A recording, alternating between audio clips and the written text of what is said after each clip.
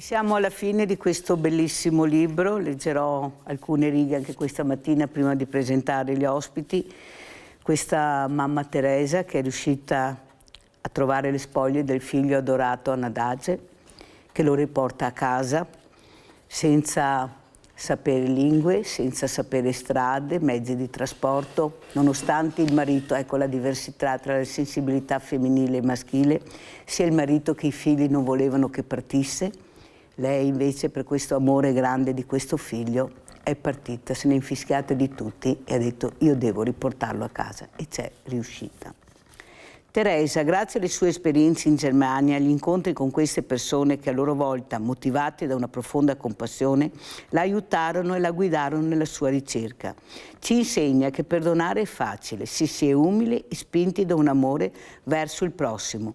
La sua caparbietà e, talvolta, l'incompimento del raggiungere quanto desiderava passano in secondo piano di fronte a tanta compassione e pietà, lasciando lettori e lettrici con un senso di rinnovata speranza. Ecco, io penso di aver fatto questo con voi, farvi sperare, di mai dire mai, c'è sempre un lume di speranza e soprattutto la speranza nei giovani. Questi giovani, se qualcuno magari li lascia anche vivere non sarebbe male, visto che ne abbiamo anche pochi, perché abbiamo dei folli che veramente stanno creando dei problemi enormi a questi ragazzi che hanno tutto il diritto di vivere e non di morire. Ne parleremo con questi graditissimi ospiti questa mattina. Abbiamo in presenza il dottor Francesco Benazzi, già direttore ULSS 2, Marca Trevigiana. Grazie veramente, dottor Benazzi, di essere qui con noi. Saluto anche Franca Gasparini, coordinatrice AIDO Treviso.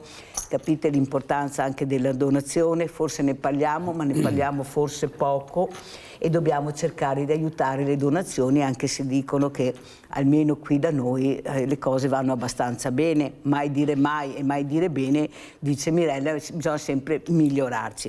Allora, dottor Benazzi, cosa diciamo oggi? Io l'ho invitata perché vorrei parlare di giovani con lei. Non le malattie, non le cittadelle della salute, la cittadella della salute anche a Treviso, o le case di comunità, ma i giovani. Io so che lei aveva intrapreso un percorso molto importante proprio per i ragazzi più difficili, per cercare anche di dare una possibilità di un recupero. Io sono convinta che si possono recuperare, il problema è che è molto difficile, è difficile fare squadra, è difficile arrivare a loro, non si fidano, se poi sono dei tossici o bevuti, purtroppo anche l'alcol regna sovrano, questa è la verità, anche se dicono di no, qualcuno. Ecco, cosa vede, cosa ha visto in questo percorso e cosa è che ha fatto, secondo lei, la cosa più importante che le è rimasta nel cuore e quella che avrebbe voluto fare? Prego, dottor Benazzi. Sì, grazie, intanto buongiorno a tutti. Noi siamo partiti dall'idea che tutte le persone sono recuperabili e quindi in ogni persona, anche diciamo la più aggressiva, per motivi che poi vanno ovviamente sondati, valutati, perché anche l'aggressività dei ragazzi ha sempre di base ovviamente un qualcosa che non ha funzionato nei rapporti tra loro, nei rapporti con i genitori o comunque con la società. Quindi siamo partiti da questo presupposto che era quello: facciamo in modo da recuperare i ragazzi minori, perché possiamo ancora instillare in loro il germoglio della solidarietà, dell'amore verso gli altri. E abbiamo creato e poi abbiamo chiuso un protocollo con la prefettura, con il questore, con la questore, che si chiama 118 educativo. Questo è partito con questo protocollo. Questo protocollo prevede che ovviamente segnalazioni da parte delle forze dell'ordine, quindi che possono essere la polizia municipale, i carabinieri, la questura, la valutazione ovviamente del percorso che viene fatta, la proposta che viene fatta dalle forze dell'ordine di essere avvicinati dai nostri educatori dell'ULSS 2, che ringrazio sempre per il lavoro che fanno, e poi iniziare un percorso alternativo che vuol dire fare una specie di progetto dove ai giovani viene chiesto di tornare a scuola, cioè che è la cosa che il primo sostanzialmente, la prima agenzia educativa, tornare a scuola, si hanno colloqui con la famiglia, rapporti con la famiglia, si utilizza anche uno psicologo per l'accompagnamento e poi l'accordo anche con le società sportive e col mondo anche del volontariato, che è molto diffuso fortunatamente nella nostra provincia, per spiegare ai ragazzi quali sono le vere sofferenze e cosa possono fare loro per aiutare gli altri, e quindi andare in casa di riposo, aiutare una persona anziana ad uscire, eccetera, andare dentro un CEUD, un centro diurno dove ci sono i ragazzi con disabilità, per capire effettivamente quanto bello è essere, come si suol dire, belli, tranquilli, senza avere queste problematiche qua, e aiutare sti ragazzi, quindi fargli capire che gira un mondo tutto intorno che può vedere il loro impegno senza stare in piazza a non fare niente o comunque a fare atti che non sono certo civili. Quindi è un progetto che io mi auguro continui. La questora ci ha creduto molto, l'Alessandra Simone, la dottoressa Alessandra Simone, come ci credono molto gli educatori, per cui sono convinto che questo progetto porterà sicuramente a dei frutti positivi. Allora, Franca Gasparini, questi ragazzi, queste persone che veramente si parlava prima di Mamma Teresa, l'importanza del corpo, di riportare a casa le spoglie, questo corpo che può dare la vita ad altre persone, tante vite, ecco, questa donazione importante, però sembra, almeno da quello che si nota, che quando vanno a fare la carta d'identità ai diciottenni non c'è questa voglia di donare. Allora, o che abbiamo sbagliato tutto fino adesso, scusa Franca, perché penso che anche voi, e non solo voi, tutte le associazioni sono entrate nelle scuole, anche se con grande fatica, a mio avviso, perché devi trovare sempre il dirigente sensibile che capisce il progetto, e non sempre è così. Però io non devo essere fortunato a trovare il dirigente sensibile, io devo avere una scuola che mi dà formazione, che mi insegna a vivere e a capire. Perché è così difficile da noi fare squadra, fare l'inclusività, la donazione? Prego Franca. Sì, allora innanzitutto buongiorno a tutti. Io volevo dire proprio come AIDO, quindi come AIDO regionale, che è stato il promotore di un progetto che ci ha dato tantissima soddisfazione, e per questo ringrazio anche il direttore Benazzi, perché anche lui era un nostro collaboratore, cioè ci ha aiutato proprio in questo progetto, dandoci il suo avallo. Ecco. Allora noi cosa abbiamo fatto? Nel 2025, grazie al bando regionale, è partito un progetto che ha dato un'enorme soddisfazione: Giovani Ambasciatori del Dono. Siamo partiti con la speranza di poter formare 10 ragazzi sui 18 anni che potessero andare nelle scuole proprio per propagandare la cultura del dono. Cos'è successo? È successo che ci siamo tutti quanti tanto appassionati a questo che la realtà è stata molto diversa. Innanzitutto abbiamo avvicinato quasi tutti, tantissimi ragazzi in tutte le scuole delle province del Veneto, soprattutto Vicenza, Treviso, ma anche Venezia. E da qui siamo partiti proprio per creare, per poter vedere se c'erano dei ragazzi disponibili a diventare giovani ambasciatori del dono. Siamo partiti, alla fine cosa è successo? Il progetto grandioso ha visto più di 90 volontari che hanno donato la loro attività, ma hanno visto la formazione di 50 ragazzi che, partiti come studenti, che non sapevano cos'era la donazione, cosa si poteva fare, probabilmente non avevano neanche l'idea di cosa vuol dire il volontariato, alla fine sono stati completamente formati e sono diventati protagonisti di quella che proprio è la possibilità di diventare formatori. Sono stati fatti diversi corsi di formazione, soprattutto anche proprio come cultura della donazione, e attualmente possiamo dire che gran parte di questi ragazzi adesso sono attivi, hanno cominciato ad andare nelle scuole, e anche con grande gioia, imparando che cos'è il volontariato, che cos'è la cultura del dono, e anche che cos'è il fatto proprio di sentirsi bene con se stessi, di essere positivi, di fare qualcosa per tutta la collettività. Allora, forse, e qui ritorno, dottor Benazzi, al discorso che si faceva prima, non siamo in grado di parlare il loro linguaggio. Lo dimostra quello che ha detto la nostra Franca, nel senso, abbiamo creato questi giovani ambasciatori, e già essere ambasciatore del dono per loro vuol dire essere intrigati, avere una responsabilità. Esatto. E i numeri ci sono. Allora vuol dire che forse dobbiamo ascoltarli di più e lasciare libero il ragazzo di decidere, però anche di imparare se vuole, o di vedere, o di fare gruppo. Io sono convinta che queste lezioni sempre fatte dai grandi, dai soloni, da tutti, una noia. Io sono andata a una riunione, una noia, non vedevo ora che finisse, mamma mia che roba. E vedevo questi ragazzi annoiati. Se chiedevi a qualcuno, a parte uno o due penso, cosa aveva detto quel docente, penso che non avrebbero neanche risposto. Forse non è il caso di capire che forse dobbiamo ascoltarli di più, direttore, far sì che siano loro a parlare, perché i numeri danno ragione, nel senso i licei classici, sia il classico che il scientifico, sta perdendo numeri rispetto alle scuole di formazione. Allora non è vero che questi ragazzi non vogliono imparare, non vogliono ascoltare, vogliono anche magari sbagliare, ma essere anche un po' protagonisti. Come mai la Croce Rossa così giovani rispetto alle altre associazioni? Perché li intriga, li coinvolge. Direttore, cosa dice? Forse dobbiamo un po' cambiare, farli sedere loro dietro alla cattedra e lui ad ascoltare. Su questo non ci sono dubbi, anche perché entrare nel mondo giovanile oggi, che è molto diversificato, molto complesso, per un adulto, diciamo, è quasi impossibile, salvo che qualche sociologo o psicologo non vada ad analizzare il perché delle cose.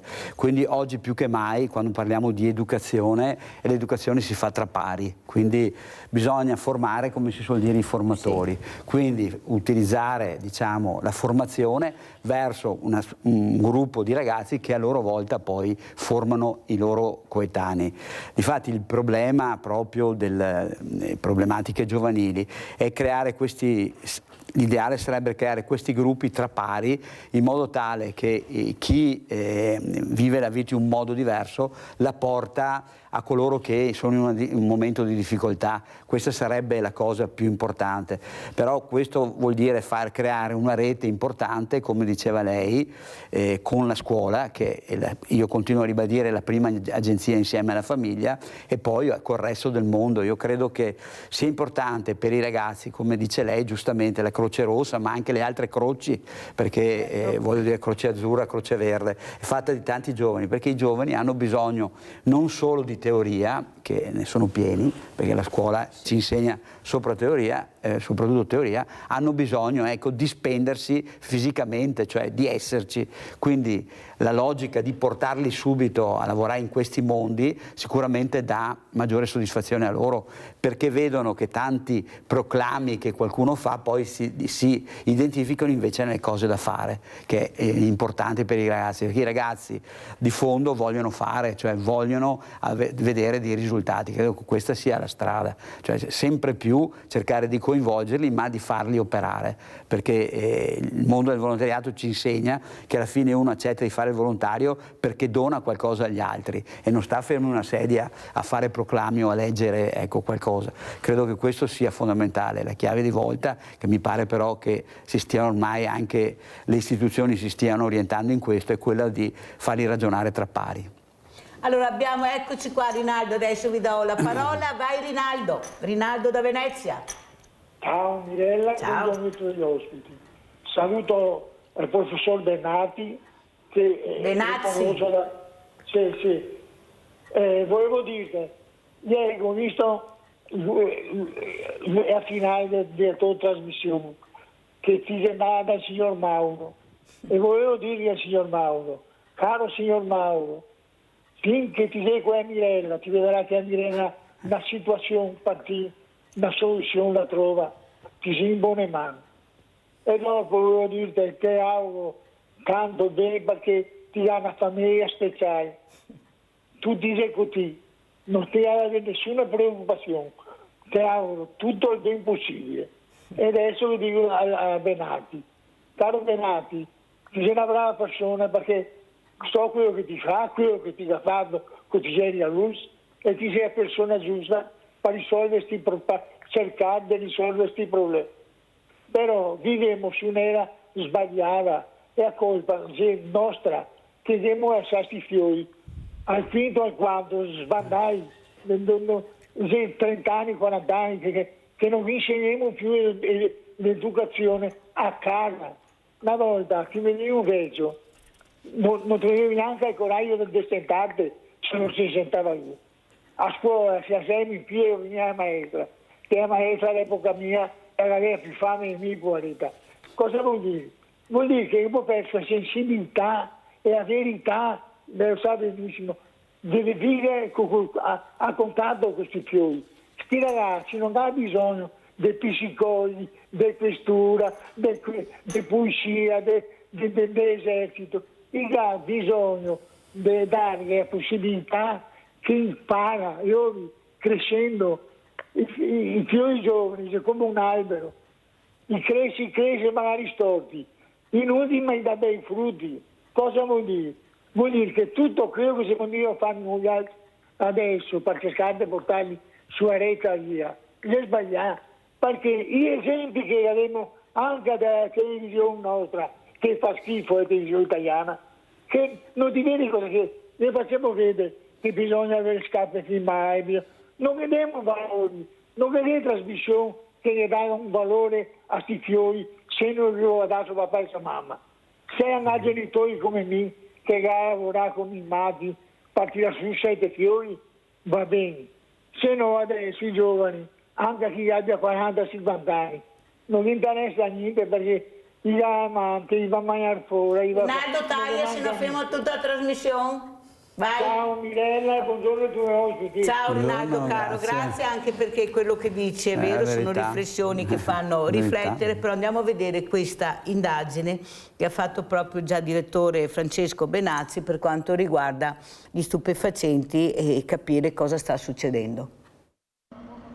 In accordo con la scuola sono stati testati 3.685 studenti delle scuole superiori di Treviso, di età compresa tra i 14 e i 18 anni. Un'indagine che aveva il compito di mettere in luce le criticità tra i giovanissimi. Preoccupanti sono i dati snocciolati dal direttore dell'ULSS 2 Francesco Benazzi riguardanti l'uso delle sostanze stupefacenti. L'uso della cannabis è diciamo, nei quindicenni circa il 13% di questo campione. E nei 17-18 anni arriviamo al 20%, quindi a dati importanti. Numeri importanti, spiega il direttore generale, che non vanno sottovalutati. Più contenuto fortunatamente l'utilizzo di altre droghe. Quando parliamo di altre sostanze, ha precisato Benazzi, intendiamo anfetamine e nuove droghe. L'uso di fentanyl è oggi molto ridotto, così come quello di cocaina e sostanze allucinogene, che si attestano complessivamente intorno all'8% nella fascia tra i 15 e i 18 anni.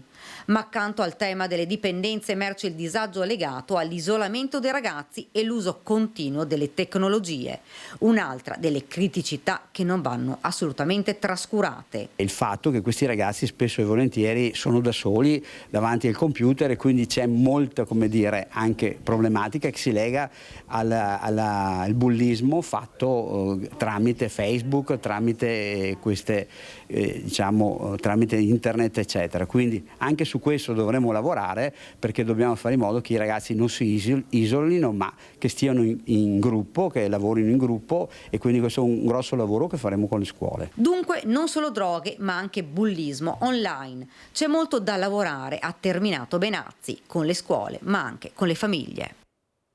Maurizio da Conserve, vai Maurizio. Ciao Mirella, buongiorno al dottor Benazzi e buongiorno alla signora Franca. Allora, Mirella, state parlando di giovani. Allora, faccio presente che l'altro giorno è stato ucciso un padre di famiglia per salvare il bambino, ok? Ecco, è morto davanti al figlio, ucciso da due ragazzi, torniamo sempre là, da due ragazzi, ecco, io non lo so se è normale tutto questo. Allora, questi ragazzi che uccidono le persone, che si drogano, tutto quanto, cioè non può essere normale una roba del genere, dico io. Ecco, allora, col discorso di curare, allora, partiamo dal supposto che questi due che hanno ucciso il padre davanti al figlio sono due criminali, ok? Ecco, allora, se dobbiamo riabilitare queste persone, non si riabiliteranno mai, perché io parto dal punto che due assassini, ok, e non potranno mai tornare alla normalità, commetteranno sempre lo stesso reato, ok, anche quando sono liberi. Allora bisogna a questo punto prendere pene più forti, ok? Il classico pugno di ferro, ok? Perché se no non andiamo più fuori.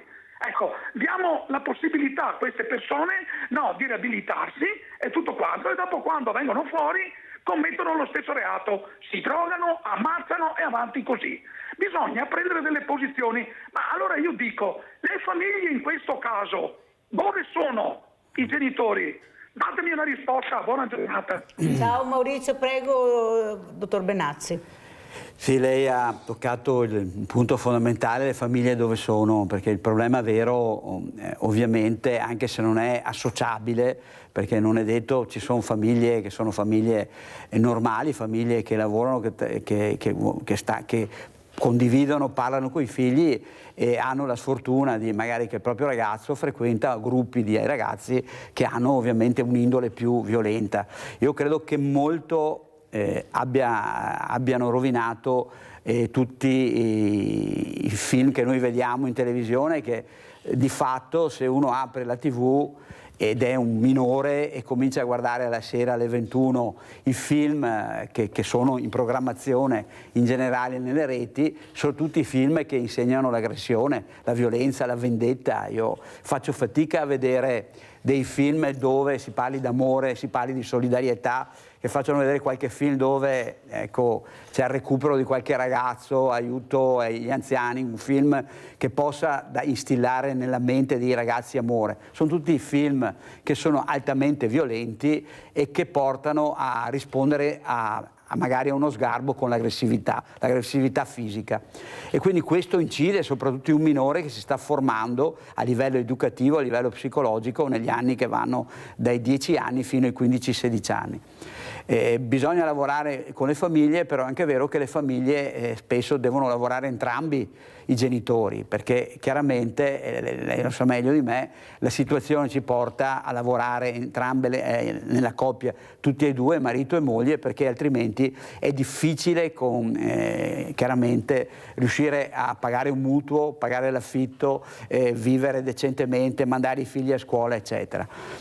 Credo che dovremmo lavorare, le istituzioni dovrebbero lavorare un po' di più sul fronte nel rapporto scuola e istituzioni, perché la famiglia arrivano a casa la sera, spesso e volentieri sono stanchi, è più facile dare un tablet o il cellulare al figlio, dovremmo un po' rieducarci tutti. Poi non sai neanche dove va a navigare. Esatto, perché... ma ci vuole Marica da Carbonera, vai Marica. Buongiorno a tutti, buongiorno. Buongiorno. Io sono Marica e Franca mi conosce benissimo, anzi volevo anche cogliere l'occasione per salutarla. Ciao Marica. Ciao Franca, ciao.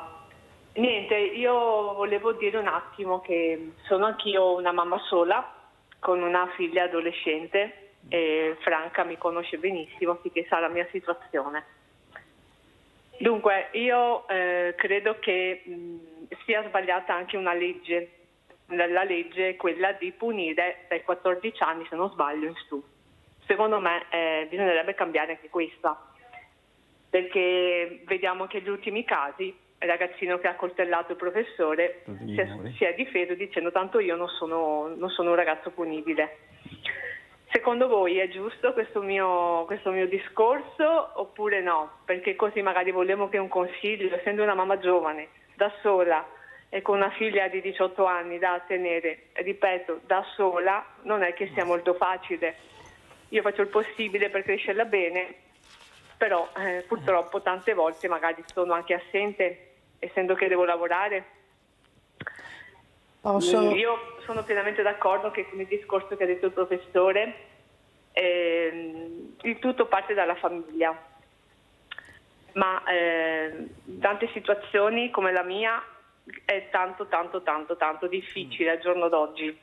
Sono fortunata magari perché ho anche i nonni, ma non ho nessun altro, quindi cerchiamo magari di metterci anche nel mano nel cuore per quanto riguarda cambiare qualche legge, secondo me. Va bene? Grazie cara Marica. Allora, cosa vuoi dire, Franca? Sì, no, volevo solo sottolineare una cosa. Marica è una nostra cara amica, è consigliere del gruppo intercomunale di Treviso e Silea ed è la moglie di un donatore multiorgani. Voglio ricordare Giovanni Cioffi, a cui noi saremo sempre eternamente grati, perché ha donato tutti gli organi e ha avuto un problema insomma grosso, un'ischemia, e la moglie, proprio Marica, ha deciso di dare gli organi. La ringraziamo allora, e la ringraziamo perché è giusto. sì. Brava Marica. Grazie, e grazie veramente. soprattutto. Grazie. E poi per questo discorso qua onestamente io sono un po' impreparata, perché trovo che queste cose qui, tutta questa violenza sia una cosa che non va assolutamente bene. Però punire totalmente un ragazzo magari di 14 anni mi sembra poter precludere tutte quelle possibilità che magari in futuro può avere. Ecco, cioè, da mamma dico sì, vabbè, hai sbagliato una volta, ovviamente no che sia un omicidio, però insomma non si può fare come per gli adulti. Questo è quello che penso io. Prima di sentire anche la risposta del direttore, del dottor Benazzi, è diventato professore, ha visto Sveglia Veneti che presto si fa, servono tante stage, tutte ste robe qua. Allora andiamo a vedere invece cosa combinano i nostri ragazzi. Andiamo a Casale, a Roncade. Andiamo a sentire.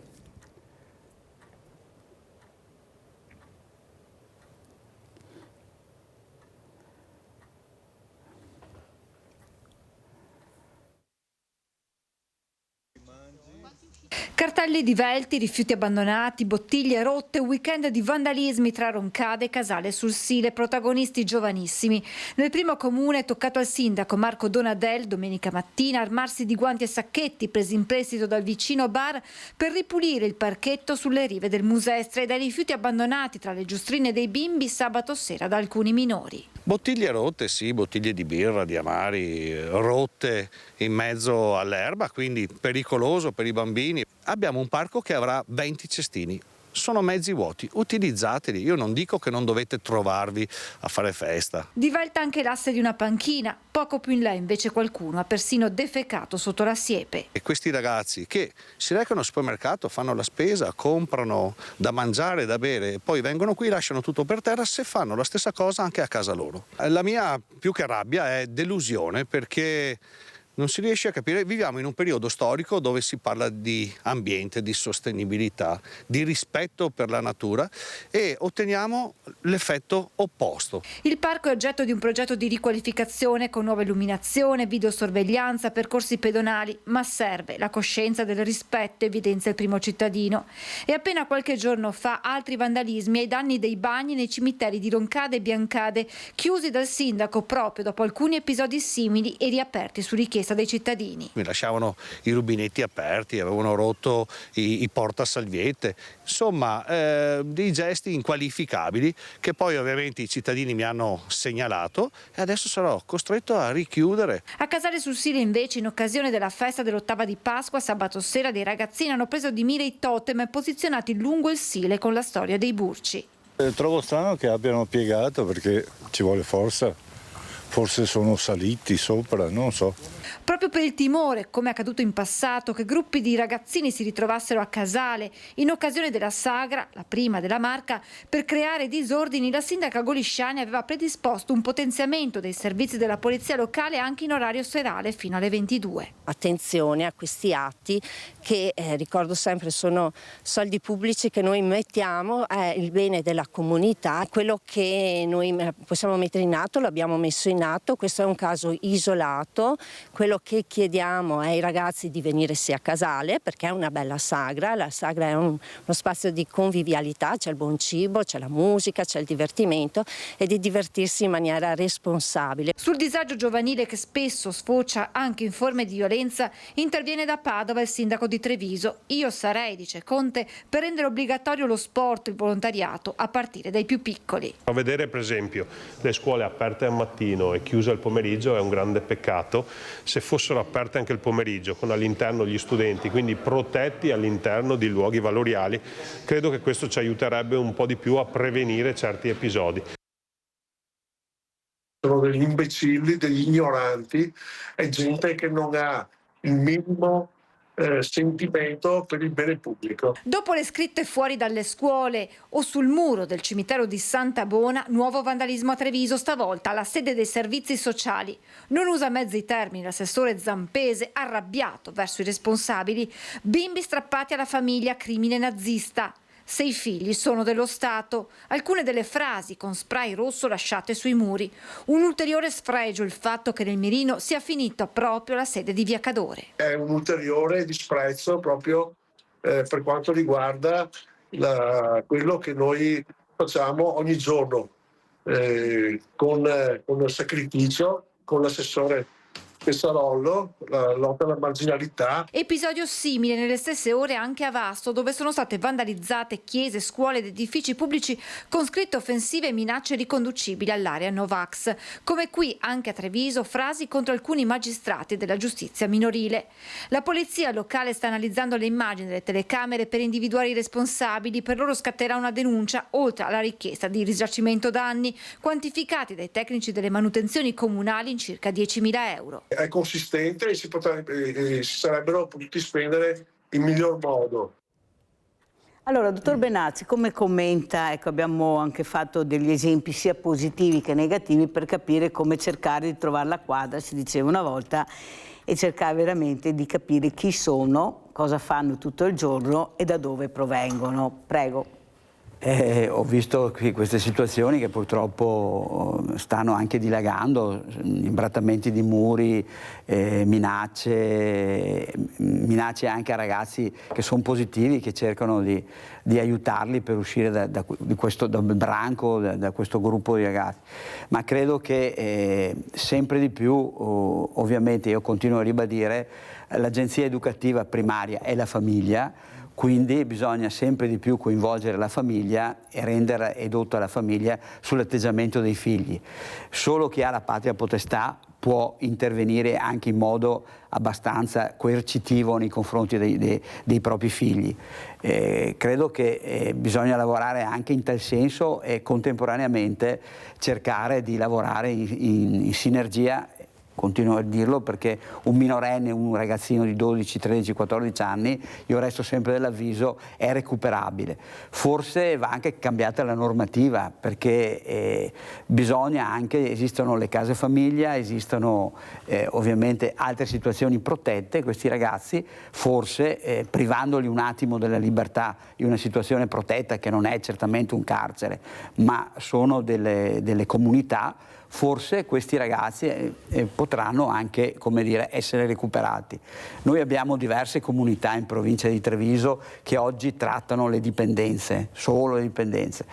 Riuscire a trasformare una quota parte di questi posti in posti, tra virgolette, di recupero di percorsi nei confronti di questi minori che fanno questi atti vandalici o comunque che creano turbativa, che sono violenti, eccetera, riportarli in una comunità, tra virgolette, chiusa, chiamiamola così, ecco, forse questo potrebbe aiutarli a fare dei percorsi di vita diversi, perché con queste comunità riescono a recuperare i ragazzi tossicodipendenti, minori di 17, 18, ragazzi di 19 anni, di 16, 17, minori emancipati. Io credo che forse riuscirebbero a dare anche dei valori, quindi degli input valoriali anche a questi ragazzi qua. Forse bisogna un po' ecco, imporre questo, quindi in accordo con la famiglia fargli fare un percorso in una comunità protetta che deve cambiare un po' la pelle per cercare di portarsi più verso il recupero di questi ragazzi, che poi, detto tra noi, non sono tantissimi, perché la maggior parte dei nostri ragazzi sono bravi ragazzi che si spendono nello sport, nel volontariato, nella scuola, eccetera.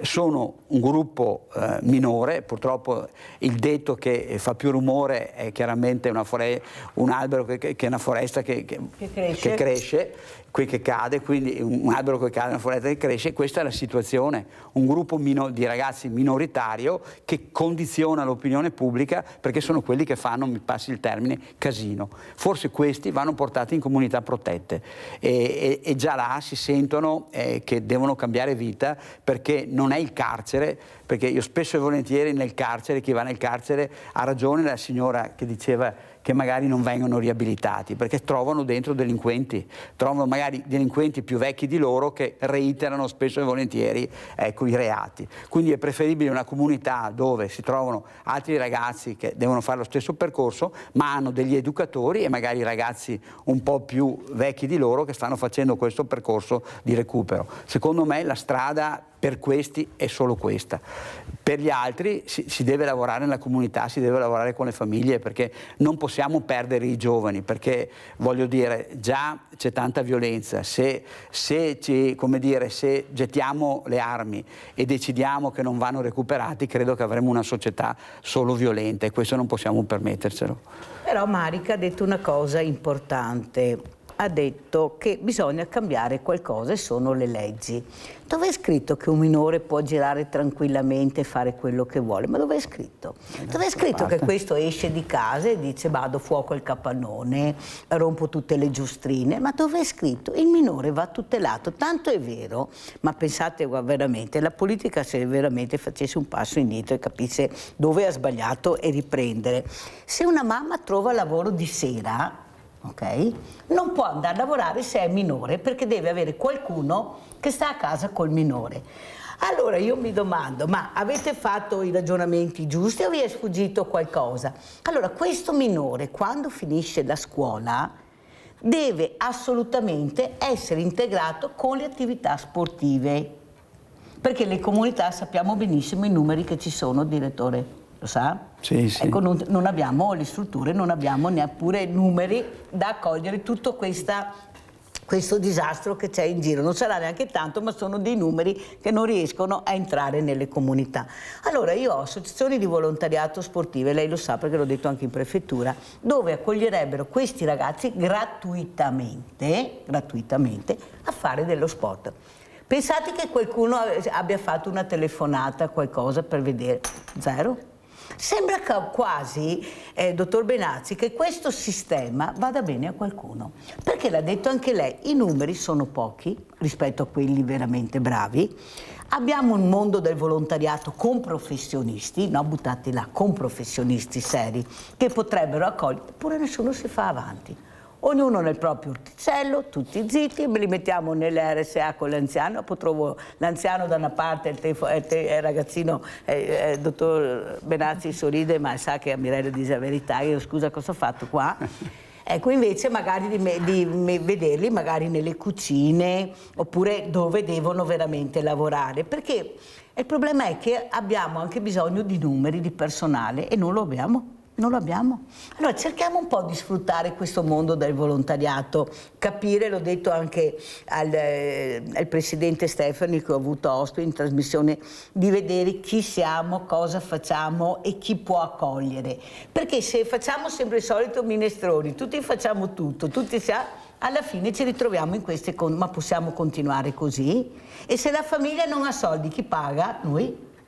Noi già Pantaeon, che siamo noi altri, e chi paga se uno non ha soldi? Allora forse dobbiamo capire che il mondo del volontariato, invece di essere penalizzato e pagare per fare i volontari, forse dovrà essere preso in considerazione e vedere se c'è qualche associazione che può aiutare in questo momento. Cosa dici, Franca? Dico che sarebbe...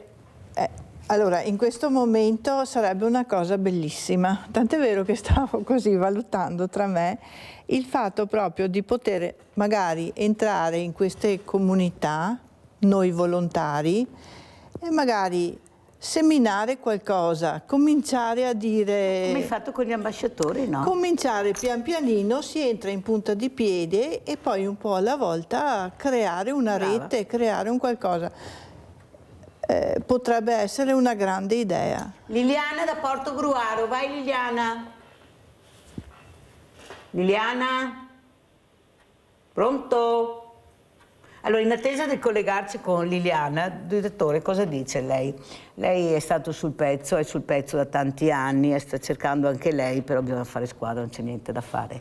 E non si può, a mio avviso, l'ho detto anche in Regione, anche a Stefani, con i soliti noti. Ci sono tantissime associazioni che dovrebbero essere prese in considerazione, perché abbiamo dall'ascolto, telefono, abbiamo di tutto e di più, però ognuno nel suo orticello e così non andiamo da nessuna parte. Prego. Sì, sono d'accordo. Nel Veneto, in particolare in provincia di Treviso, abbiamo una miriade di associazioni. Esiste anche, come dire, una regia delle associazioni, che non è che non esista, la fa un po' la provincia, la fa un po' l'azienda US, quindi esiste. È che gli scopi, pur donandosi, sono diversi, quindi si fa fatica, come dire, a utilizzare un'unica regia che faccia, ecco, dove tutti possono, perché l'AIDO chiaramente sono le donazioni d'organo eccetera, poi c'è l'AIL che invece segue tutti i problemi delle leucemie, poi abbiamo l'AVIS che segue il sangue, sono tra loro coordinate perché si parlano, c'è un tavolo proprio provinciale dove si trovano. Credo che questa sinergia, come lei dice Mirella, si possa fare, ma credo che loro la vogliono fare. Il problema vero nasce sempre dalla famiglia, perché il minore, per fare certe cose, deve avere l'ok del genitore, se no chiaramente il minore fa quello che vuole.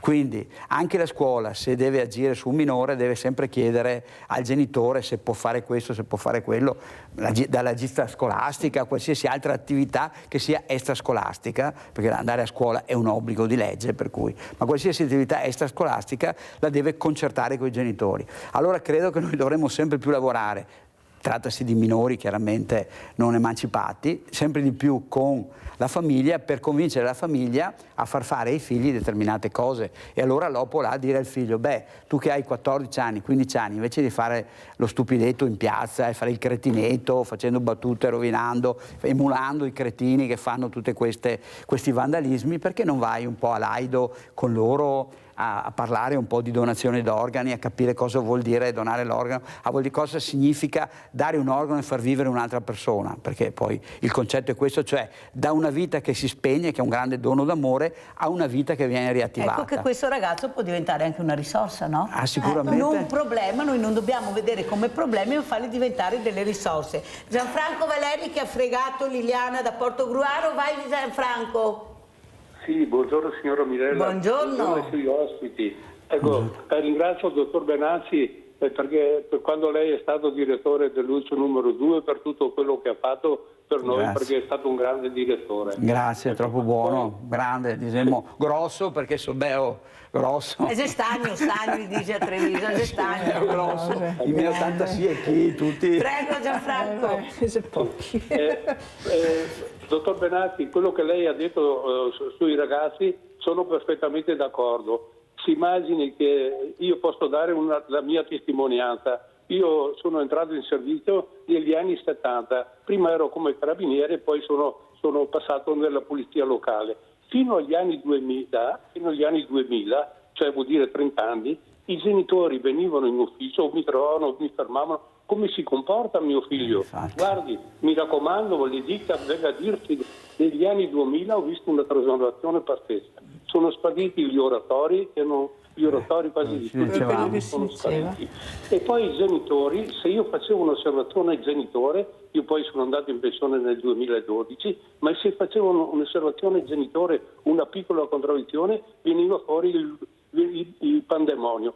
L'ultima cosa, dottor Benazzi, volevo dire, un'altra trasformazione grossa che ho visto. Quando è stato eliminato il servizio militare, uno andava via ragazzo, veniva a casa, cosa sapeva? La disciplina, sapeva tutto. Anche lì è stata una grande perdita per trasformare l'uomo. Ecco, volevo il suo parere. Grazie, buon lavoro e grazie ancora, dottor Benazzi. Grazie a lei, grazie. Grazie Gianfranco, devo assolutamente andare in pubblicità perché ho forato. Pubblicità. Ma buona sorte.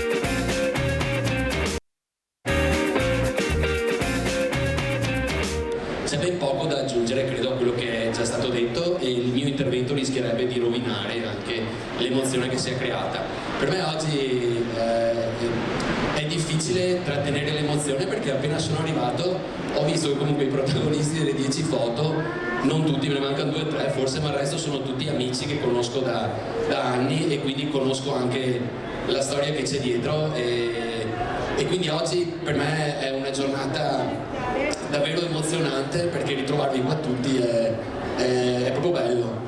Da parte mia è stato naturalissimo accettare, o meglio, promuovere questo tipo di mostra, tant'è che a Spresiano, vi do uno spoiler, le foto dovrebbero, anzi saranno sicuramente appese fuori dal comune, quindi proprio sul palazzo comunale, sul palazzo del municipio, in modo tale che non ci si possa girare dall'altra parte, non si possa far finta di non vedere.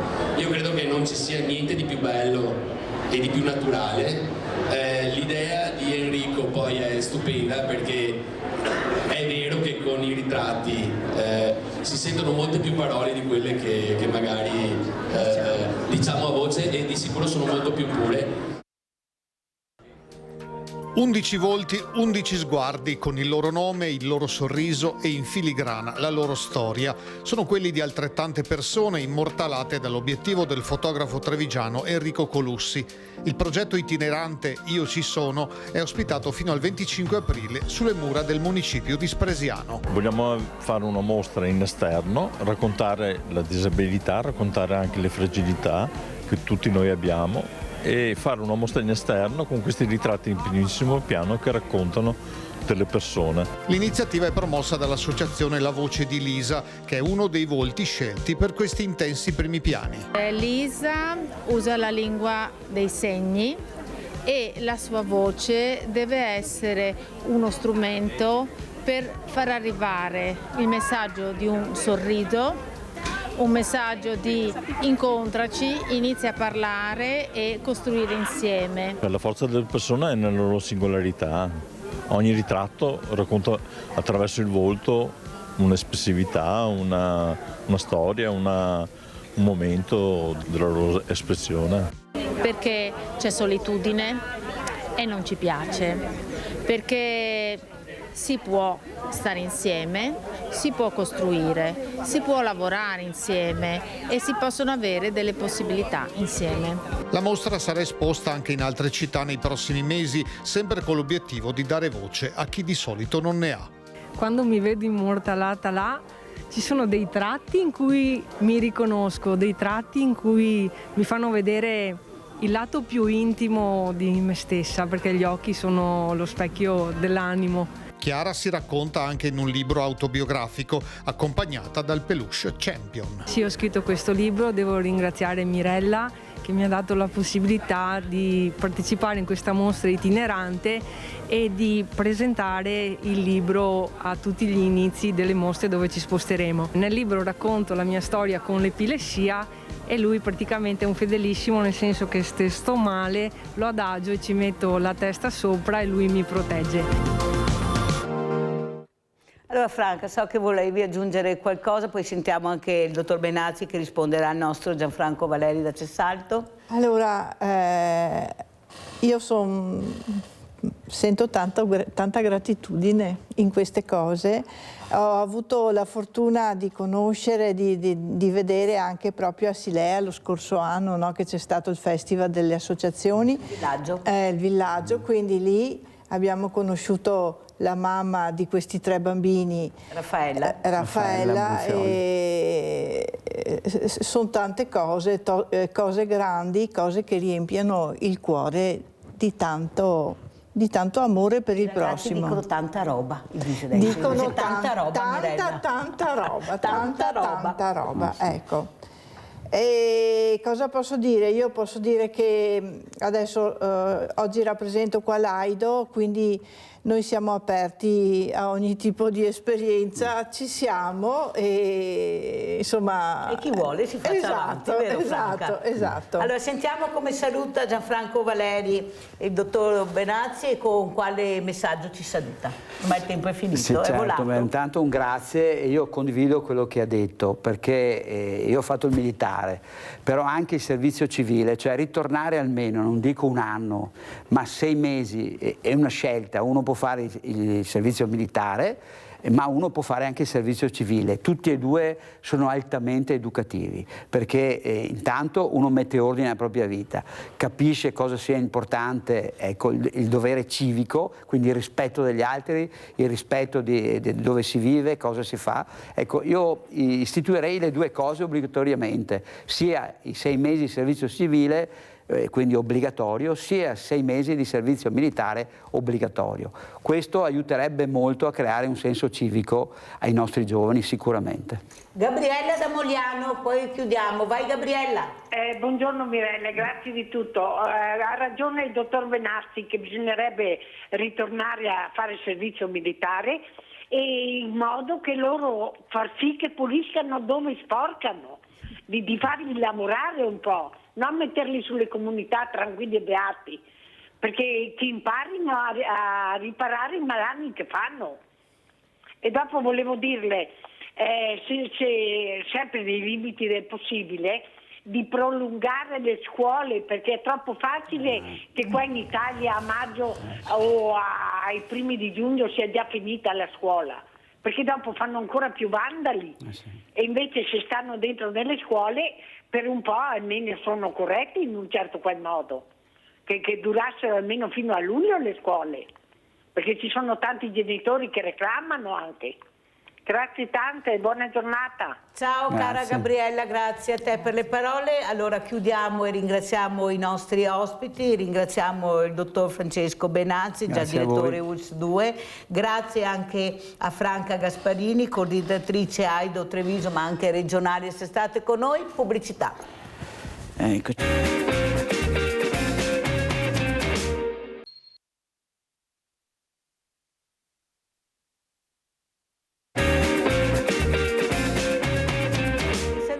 Graditissimi ospiti, abbiamo collegato con noi da Roma il dottor Andrea Toma, Censis, perciò parleremo di economia, lavoro e territorio. Grazie dottor Toma di essere qui con noi, veramente grazie. Saluto anche il dottor Gianluca Forcolin, già sindaco di Musile di Piave, già vice sindaco nella giunta Zaia al bilancio in regione, segretario anche del partito di Forza Italia.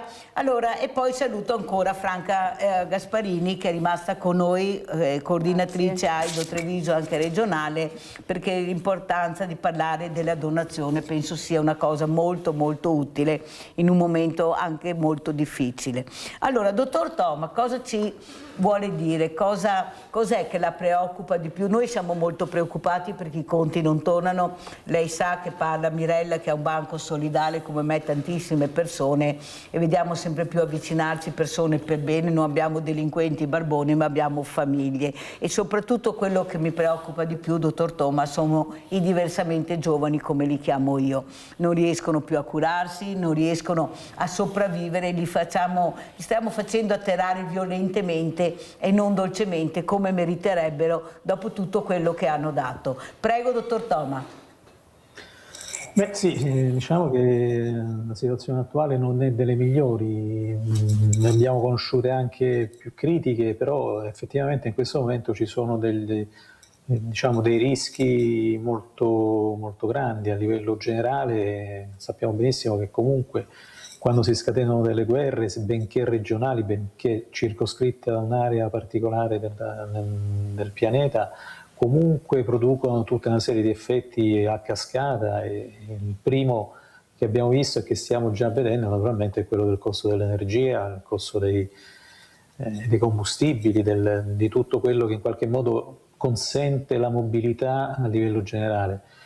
Naturalmente questo non si tratta soltanto però di far, come dire, volare gli aerei, spostare i traghetti e far circolare le auto. Il problema è che naturalmente questi costi si scaricano direttamente sul sul potere d'acquisto delle famiglie, che sono stati soltanto in parte, diciamo, compensati dall'ondata inflazionistica che c'è stata negli ultimi anni, non a caso proprio quando è scoppiata la guerra fra Russia e Ucraina nel 2022. Quindi non abbiamo ancora recuperato quell'ondata inflazionistica, le famiglie ne risentono e adesso si trovano di fronte naturalmente a un rischio praticamente forse addirittura più amplificato rispetto a quello che è successo nel 2022-2023.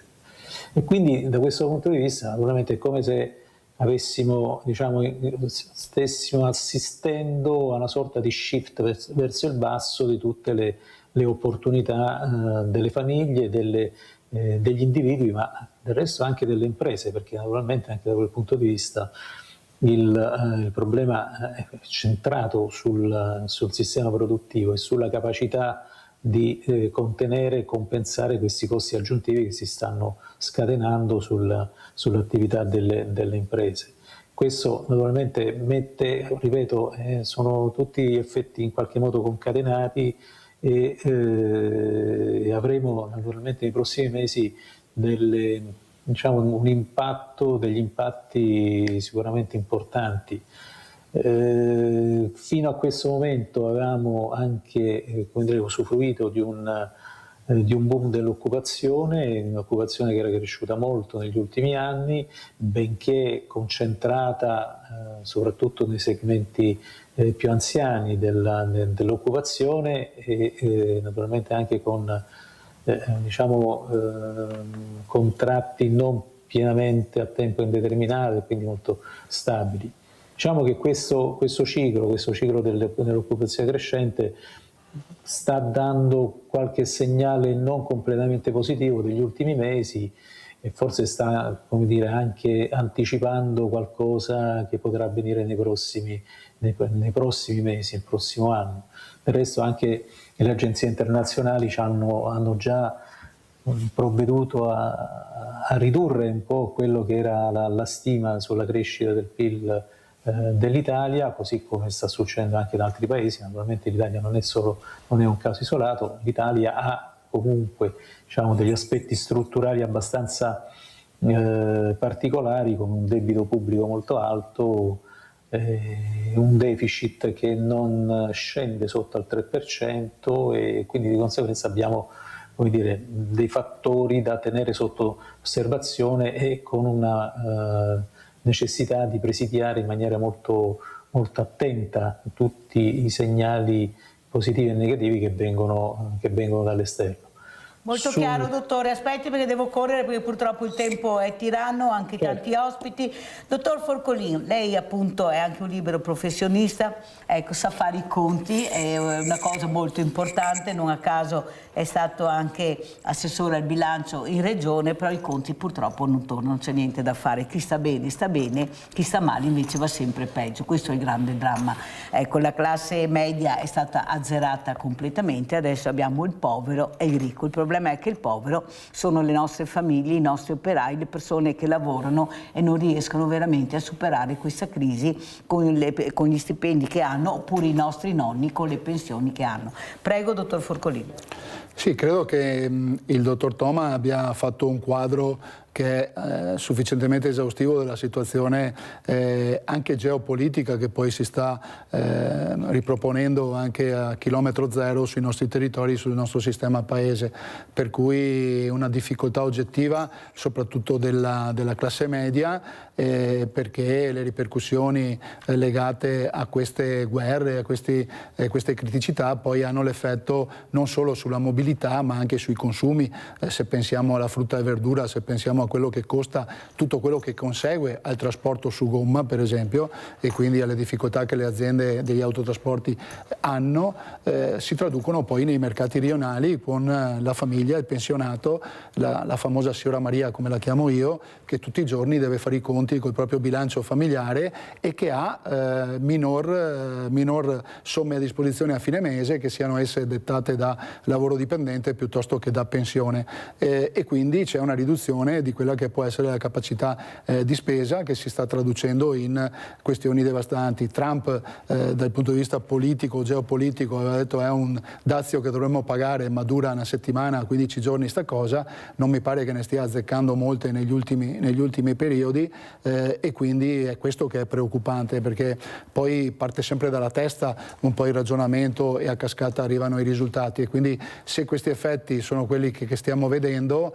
non c'è proprio da rallegrarsi, no? E quindi ci vogliono politiche che adesso si spostino più che sugli investimenti infrastrutturali su investimenti che sono quelli per la tenuta sociale e quindi per le questioni che hanno a che fare appunto al supporto alle fasce più deboli. Quindi abbiamo detto che una fascia media è praticamente distrutta, ma come è stato detto ci sono stati nei primi anni dal 2022, 23, 24 anche importanti risultati dal punto di vista occupazionale, che oggi stanno soffrendo molto di questa capacità invece che hanno di spesa, proprio per l'inflazione e per l'aumento dei prezzi, e quindi le politiche sociali devono essere quelle che devono tornare d'attualità nei tavoli dei Consigli dei Ministri per quanto riguarda il governo centrale, ma anche nel Parlamentino veneto, visto che siamo in Veneto, per parlare di risorse da mettere a disposizione. E per fortuna io dico sempre che c'è una regione, quindi stiamo parlando da Veneti in questo caso, che ha una capillarità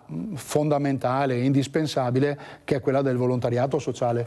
Perché io non oso pensare, e questo lo dico da ex sindaco prima di tutto, se oggi non avessimo le migliaia di associazioni che si dedicano e mettono a disposizione gratuitamente tempo, passione e cuore per le nostre fasce più deboli, per i nostri anziani, ma anche per i giovani che hanno ovviamente delle necessità, e quindi ogni comune ha la fortuna, ogni sindaco ha la fortuna di avere veramente, lo dico anche al dottor Toma che magari non conosce la realtà veneta direttamente e anche veneziana e trevigiana in questo caso, situazioni che veramente vanno a colmare deficit che sarebbero preoccupanti se non ci fosse questa forza che arriva propulsiva dal basso e che aiuta e sostiene. Una macchina amministrativa fredda come quella della pubblica amministrazione, che può mettere risorse, progetti eccetera, ma non ha poi il cuore pulsante di persone che ci lavorano tutti i giorni, sarebbe veramente un disastro, e a maggior ragione in momenti di difficoltà come questi, Mirella, dove c'è bisogno di remare tutti nella stessa direzione e quindi c'è bisogno di saper ascoltare. Quindi alla politica io oggi chiederei, e quindi lo faccio anche come autocritica, nel senso che anch'io rappresento una forza politica di questa maggioranza di governo e anche di regione, di saper ascoltare le necessità che arrivano dal basso. Roberta da Venezia. Buongiorno a tutti, sono Roberto Venezia. Ciao Roberto, prego. Ciao Mirella, sono Roberto Verzerio, chiamo la provincia di Venezia. Allora intanto volevo portare i miei saluti al coordinatore di Forza Italia provinciale e vice segretario Gianluca Forcolin, ed è iscritto socio Avis Aido alla signora responsabile dell'Aido. Grazie. Concordo il discorso che sta facendo il dottor Forcolin, che questa crisi, già parlare di guerra nel 2026 è una cosa allucinante, però è pur vero che questa guerra non porta soltanto questo aumento del petrolio, questo problema enorme della movimentazione, tutto il resto.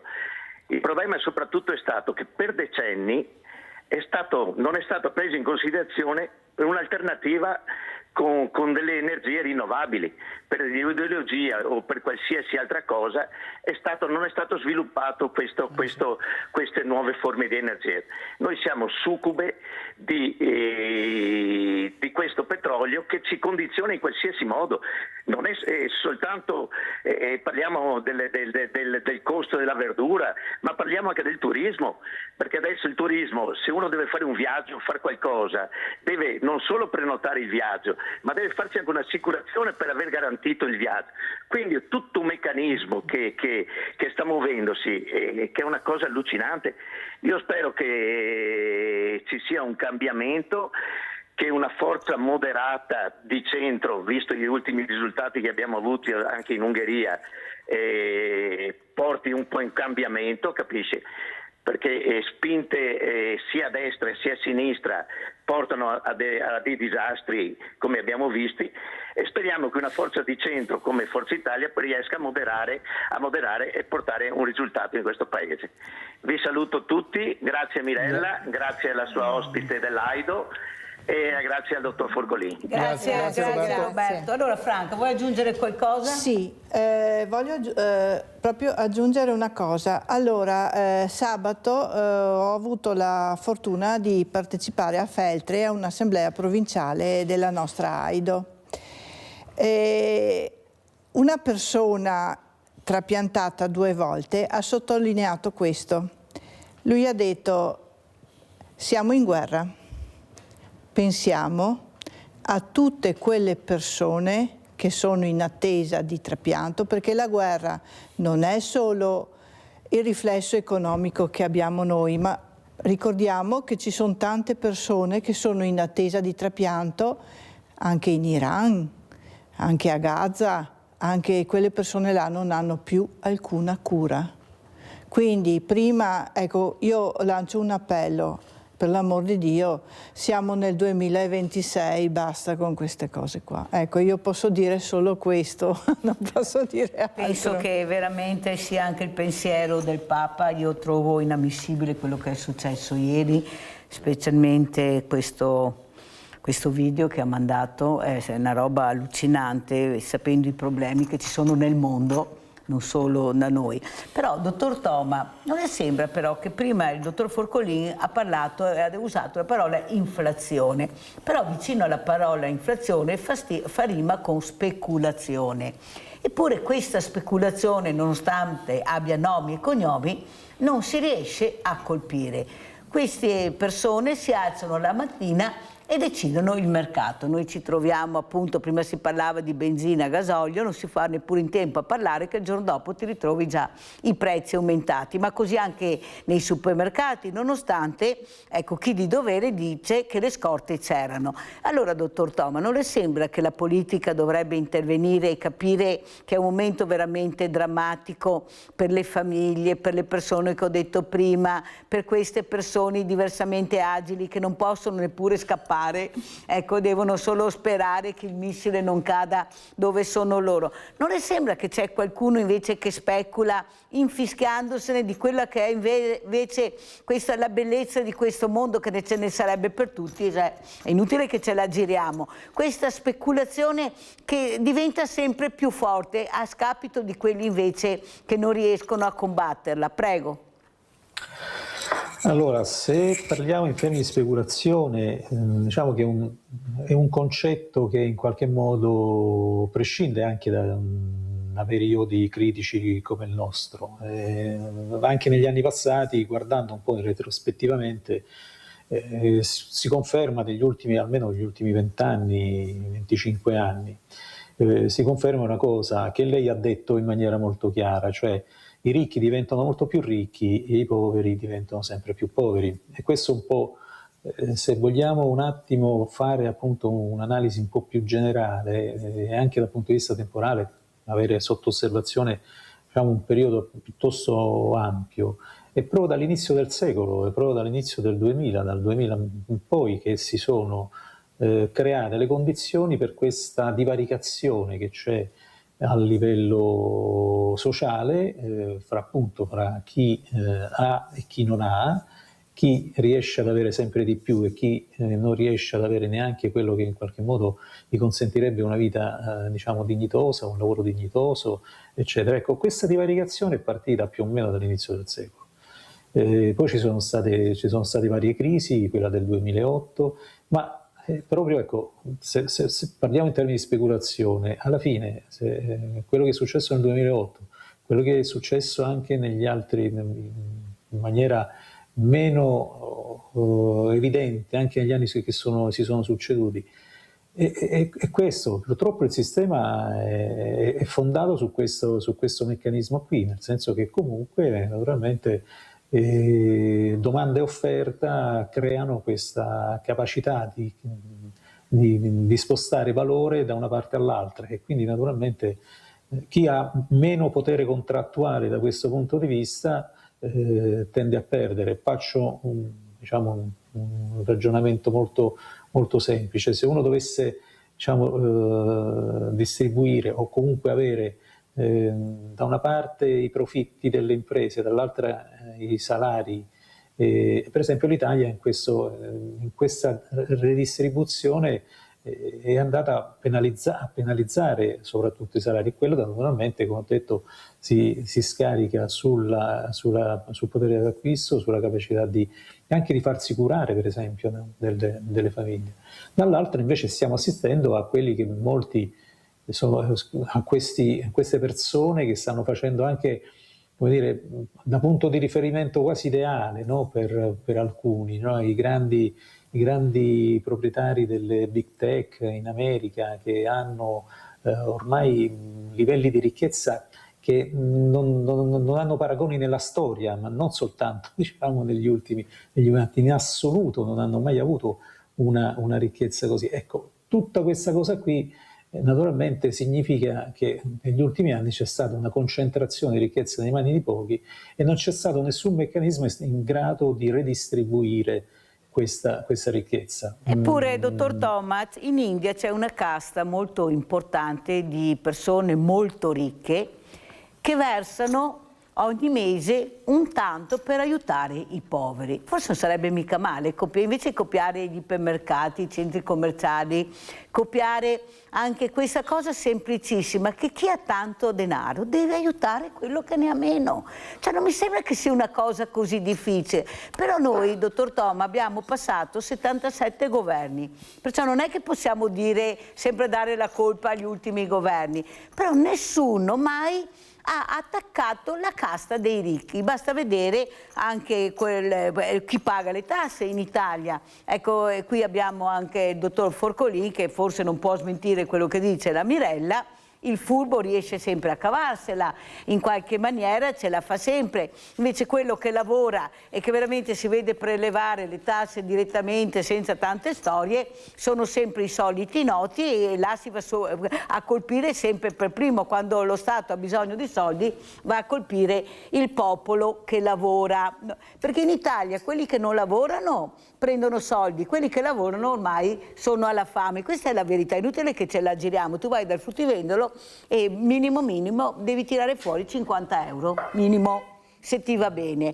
Allora io mi domando, dottor Forcolin, ma quando la politica capirà che è ora di far pagare i ricchi, anche perché sono pochi che hanno una fortuna enorme rispetto al popolo invece che si sta impoverendo sempre di più, che è quello che continua a lavorare poi a tenere in piedi il paese. Ci rendiamo conto di questo? Prego, dottor Forcolin. Sì, io farei anche in questo una distinzione su quella che è la situazione dell'imprenditore inteso come piccolo imprenditore, perché noi viaggiamo per esempio su un territorio che ha una capillarità enorme di partite IVA, no? Però se io penso all'artigiano, il piccolo imprenditore che paga le imposte in modo ordinario e quindi non le famose multinazionali o altre situazioni, se pensiamo, Mirella, che puoi arrivare sopra i 50.000 euro, che non è una cifra enorme, 50.000 euro di utile, sei con il 43% di aliquota IRPEF, hai un 24-25% di percentuale contributiva, quindi INPS, commercianti, artigiani, imprenditori, hai le addizionali, quindi sei presto al 70%. No? Quindi uno dice io produco 1.000 euro, faccio 1.000 euro di fatturato e 700 devo darli al socio occulto che si chiama IRPEF, INPS, previdenza, addizionali, eccetera. Quindi è da distinguere anche questo tipo di pressioni assieme al rischio di impresa, perché ovviamente chi fa l'imprenditore ha anche un rischio di impresa. Altra cosa è le multinazionali, chi fa shopping in Italia, che compra, acquista i nostri patrimoni, l'Amazon di turno, situazioni che arrivano e poi hanno le sedi in Olanda, in Lussemburgo, eccetera. Questa è altra cosa, perché questi sono veramente i miliardi di euro di imposizione fiscale che potrebbero rimanere nel bilancio dello Stato e anche finanziare in parte, come dicevi tu, un piccolo fondo solidarietà che andrebbe inserito nella legge di stabilità. Non inciderebbe niente sul loro quotidiano. Esatto, per cui farei questa divisione importante fra l'imprenditore, piccolo medio imprenditore che ha questo tipo di pressione fiscale importante, ecco perché difficilmente poi anche si riescono ad avere occupazioni a tempo indeterminato, situazioni così importanti ma anche impattanti per l'impresa, perché da una parte se io assumo a tempo indeterminato il dipendente ho quell'onere ben preciso che ho da mettere a bilancio, a business plan, insomma nei miei conteggi, dall'altra parte il fatturato ha una variabile sempre molto molto difficile da portare avanti, soprattutto con questi chiari di luna. Per cui la piccola e media impresa è vessata da burocrazia, pressione fiscale e difficoltà oggettiva. C'è però una grande maggioranza di multinazionali, di imprese che arrivano in Italia, che stanno comprando anche con fondi di investimento importanti le nostre maggiori aziende, scusate, soprattutto sul tema del food, del Made in Italy, insomma siamo conosciuti per questo e stanno facendo grandi speculazioni. Su questo un'attenzione importante andrebbe rivolta, perché là veramente c'è la polpa, dall'altra parte molto spesso ci sono le ossa. Ma io penso che dovrebbero essere selezionati molto bene quello che sta dicendo. Noi abbiamo una classe industriale, anche qua nel Veneto, molto ricca. Dottor Forcolini, inutile che ce la giriamo. Non saranno multinazionali, ma è una classe industriale veramente ricca. Io dico sempre, ho il coraggio di dire qualche yacht in meno e qualche palazzo in meno e forse qualche casa di più per l'operaio, come hanno fatto i loro predecessori. I grandi industriali di una volta con la quinta elementare, però che hanno fatto grande l'Italia nel mondo, loro, la prima cosa che facevano, costruivano le case per gli operai e vicino alla fabbrica. Avevano capito il potere in assoluto che aveva questa figura, che era l'operaio. Qui mi sembra che abbiamo veramente cambiato quello che è l'ordine. Ma come? Noi paghiamo i CEU ma con delle cifre pazzesche, e l'operaio è ancora 1.200 euro al mese, cioè capisce? Cioè non è che serva andare nella multinazionale per capire che c'è qualcuno che ci specula. Io capisco che ci sono stati degli grandi imprenditori tipo Del Vecchio, tanto è vero che nessuno è andato al suo funerale, la politica non l'ho vista, che addirittura voleva rilanciare, lei era in regione quando voleva rilanciare, addirittura voleva fare un ospedale a spese sue e non gliel'hanno lasciato fare, perché questa è un grande welfare, è storia vera. E quando aveva utili li investiva nell'operaio, nella sua grande famiglia, come la chiamava lui, come la chiamo io. Allora, dottor Toma, non le sembra che forse la politica dovrebbe intervenire, oppure anche la politica sta facendo i conti finché ci sono qua, meglio che riesca a pensare al mio interesse piuttosto all'interesse dell'Italia, perché non vediamo risultati, e là è il problema grande, cioè le famiglie che lavorano, l'operaio, la persona non vede risultati, mentre vede questi ricchi che diventano sempre più ricchi anche a livello locale. Questo è un dato di fatto. Prego. È stato toccato un argomento importante, cioè questa, per esempio, ha fatto il caso di Del Vecchio. Del Vecchio era comunque un grande imprenditore con una grande visione nel suo business, e ha fatto quello che ha fatto, partendo però dal suo territorio di appartenenza. Naturalmente aveva un atteggiamento, come dire, anche di attenzione nei confronti del territorio e delle persone che lavoravano per lui, che naturalmente facevano parte, diciamo, di questa comunità generale molto, molto ampia, perché comunque insomma imprese di un certo livello, di una certa cosa. Quindi era, per persone come Del Vecchio, era quasi automatico reinvestire gli utili in funzione di una migliore organizzazione anche del lavoro, che migliore organizzazione del lavoro significa anche dare alle persone che lavorano delle condizioni di vita che siano anche ottimali. Ecco, questo.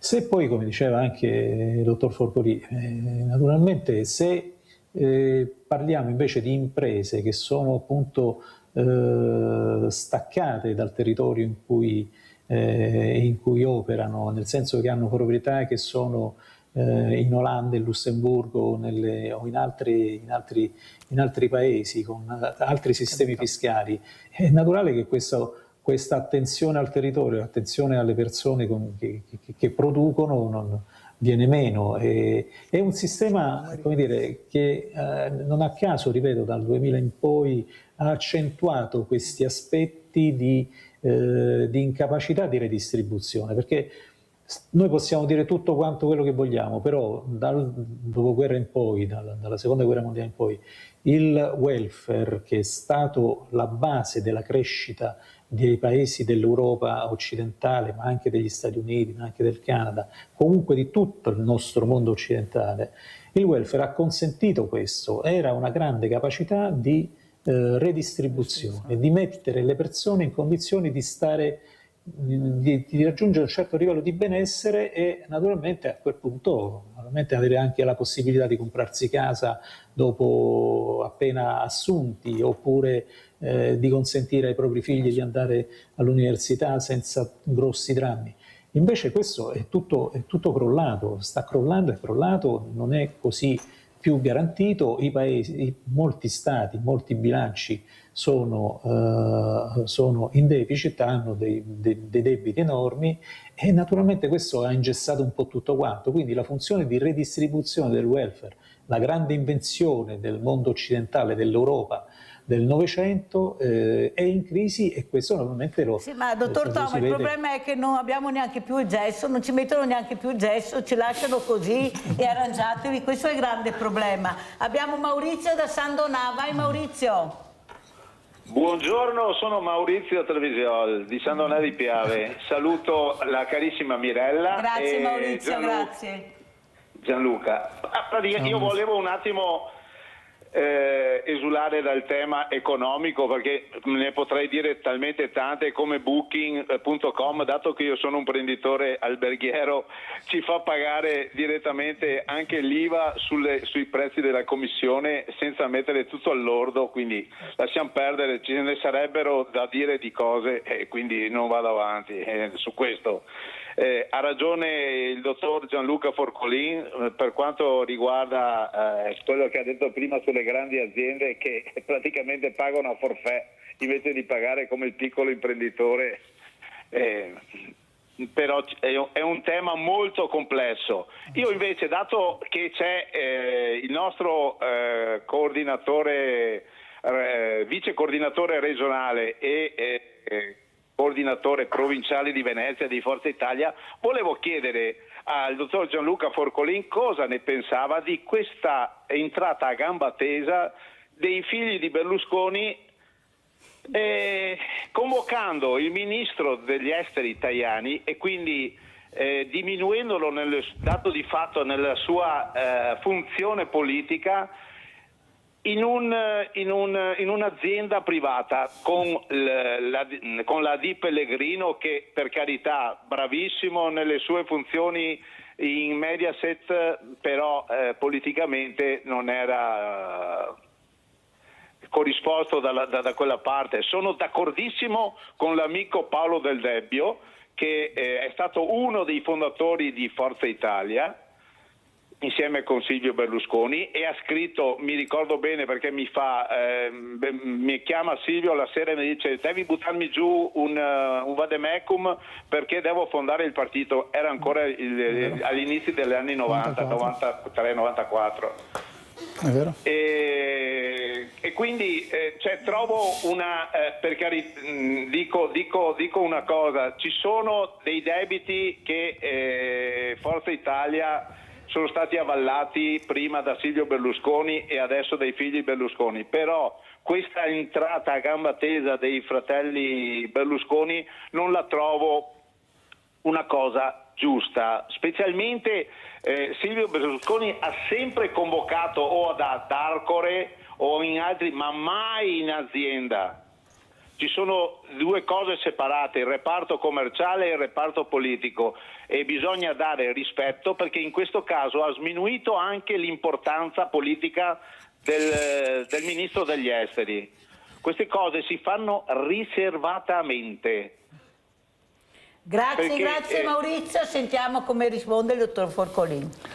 Ma allora adesso bisogna, anche questa è un po' particolare come domanda, ma bisogna anche capire se il vice premier Tajani è andato in veste di segretario di nazionale, quindi di Forza Italia, e quindi è andato dai Berlusconi in questo senso, e credo non sia quest'ultima la vera missione e l'appuntamento, non certo quella di andare come ministro degli esteri, per cui era una questione totalmente riservata al partito, e poi la location non l'ho decisa io, l'hanno decisa loro, e quindi non entro nel merito se dovevano essere più o meno istituzionali, anche perché insomma Silvio Berlusconi riceveva a Palazzo Grazioli piuttosto che ad Arcore, piuttosto che in mille location che fortunatamente aveva a disposizione. Quindi non vedo questo il problema. Io spero invece che attraverso anche queste indicazioni che arrivano dalla famiglia Berlusconi, perché che se ne dica, Silvio Berlusconi è il fondatore e il leader del partito, e questi sono i due figli che oggi stanno portando avanti con grande successo un'attività imprenditoriale che appunto sta dando risultati importanti dal punto di vista economico ma anche occupazionale, per cui tutto quello che arriva da persone per bene, da persone di successo, non può che portare utilità al partito, e credo che quindi il confronto sia assolutamente auspicabile. Tajani sta portando avanti in modo egregio una situazione e un vuoto incolmabile da parte di un leader che, per quanto riguarda il carisma, che possiamo dire di tutti i colori, ma ovviamente era unico e non si può ovviamente recuperare, e quindi io credo che insomma, anzi io auspico che un Berlusconi torni alla guida di Forza Italia e entri a dare una mano alla nostra economia, perché comunque Silvio Berlusconi, con tutte le critiche che gli sono state accollate negli anni e che sono anche legittime da parte di chi oggi si mette nel tritacarne della politica, tutto possiamo dire, ma non che non sia stato un imprenditore lungimirante che ha creato occupazione, economia, impresa, che ha pagato tanto dal punto di vista anche legale e della vessazione che ha avuto con magistratura eccetera, perché è inevitabile quando hai 1000 compromessi all'interno del mondo politico, però insomma io guardo invece con positività il bicchiere mezzo pieno rispetto a questi confronti, e anzi auspico che appunto nella continuità del compianto presidente Berlusconi ci sia un nuovo Berlusconi, che sia Marina, che sia Pier Silvio, non è questo il tema e lo decideranno loro, ma che ci sia una svolta. Credo che insomma gli italiani si aspettino, anche dopo questa situazione un po' particolare, situazione economica particolare, anche di avere qualche tipo di opportunità, qualche tipo di svolta anche dal punto di vista politico che porti un po' di volano a questa economia, a questa soddisfazione che Mirella oggi sta andando scemando e che sta portando il mondo dell'impresa. Prima lo dicevamo col dottor Toma, c'è una volatilità, ha toccato un tema che riprendo, quello delle persone. Tu ti ricordi che questa è una regione dove decine di imprenditori si sono impiccati in azienda. Si sono impiccati in azienda. Io non credo che le grosse multinazionali che citavamo prima abbiano questo tipo di preoccupazione di suicidarsi. Questi hanno il tema di dove portare le risorse, gli utili, di non pagarci le tasse, spremendo quelli che sono i nostri operai e la nostra occupazione italiana. I nostri imprenditori si sono impiccati dalla vergogna, ma perché avevano i propri collaboratori all'interno del capannone che mangiavano a mezzogiorno assieme, erano dei familiari, erano dei collaboratori che era impresa, perché questo è il mondo delle imprese da 5, 10, 15 dipendenti. Erano i nostri artigiani. Erano i nostri artigiani, dove il collaboratore non era operaio, perché era avvilente chiamarlo operaio, era il mio collaboratore, era il mio familiare, e quando si sono impiccati sul proprio capannone era per la vergogna. Oggi, ha ragione il dottor Toma, dagli anni 2000 in poi questo shopping in Italia, dove non si guardano le persone ma si guardano i numeri, e le persone sono diventate numeri, chiaro che non possiamo avere la lungimiranza del dottor Del Vecchio e della sua generazione. Dottor Forcolin, chi è che ha permesso questo? Cioè non è che questa multinazionale sia arrivata dal cielo e abbia trovato il terreno fertile, ha trovato terreno fertile perché la politica l'ha concesso. Hanno cominciato anche a fare la dislocazione delle nostre bellissime industrie che avevamo, vai in Romania, vai, anzi davano anche soldi purché andassero in Romania. Chiaro. E soprattutto volevo anche dire a Maurizio, però io sono convinta anche una cosa, che Marina e Pier Silvio, soprattutto Marina, mi dicono, sappia fare i conti molto bene. Cioè la politica, un partito costa, Cioè non è che i soldi vengono fuori dall'azienda, non è che vengono fuori dalle tasche private dei figli di Berlusconi. L'azienda finanzia il partito e se il partito non rende, questa cosa Dio fardo conto ed aspetta che vediamo qua come che funziona. Quello che non faceva il papà, ma era un altro carisma, era un'altra storia. Adesso a Marina devono tornare i conti, lei fa i conti, non c'è niente da fare, è lei che porta avanti questa azienda e pensiamo che non è un'azienda da poco, se pensiamo ai dipendenti che ha. Capisci Maurizio che è facile dire la politica, ma la politica ha un costo elevatissimo, un partito costa una follia e se i conti non tornano qualcuno dice ma come mai? Ecco, io penso questo, ecco, che l'azienda sia quella che finanzia il partito e l'azienda, e con Marina Berlusconi, che non è l'ultima della classe di sicuro, perché hanno detto che è bravissima, basta vedere come funziona l'azienda, sta facendo i conti Maurizio. Ecco, per questo a mio avviso ha voluto un colloquio, lo penso io, per carità può darsi che sbagli, però sapendo quanto importanti sono i conti nelle aziende, penso che la politica ha dei costi che sono veramente incredibili. Detto questo, dottor Toma, costi incredibili, però alla fine che pagano sono sempre i soliti noti che si diceva prima. Ma secondo lei con queste guerre, con queste bollette che arriveranno, come andrà a finire? Perché non abbiamo mica capito ancora bene cosa succederà, perché mi sembra che Trump alzi sempre di più l'asticella. Guerre non vediamo diminuire ma le vediamo aumentare. Noi cosa facciamo? Che armi abbiamo per combattere? L'Europa. Cosa conta l'Europa? C'è un'Europa che conta anche a livello non solo europeo ma mondiale? Come vede la situazione? E soprattutto Giorgia Meloni come sta lavorando secondo lei, dottor Toma? Allora, primo ambito su cui ragionare, l'incertezza è dominante perché non sappiamo, come è stato anche detto,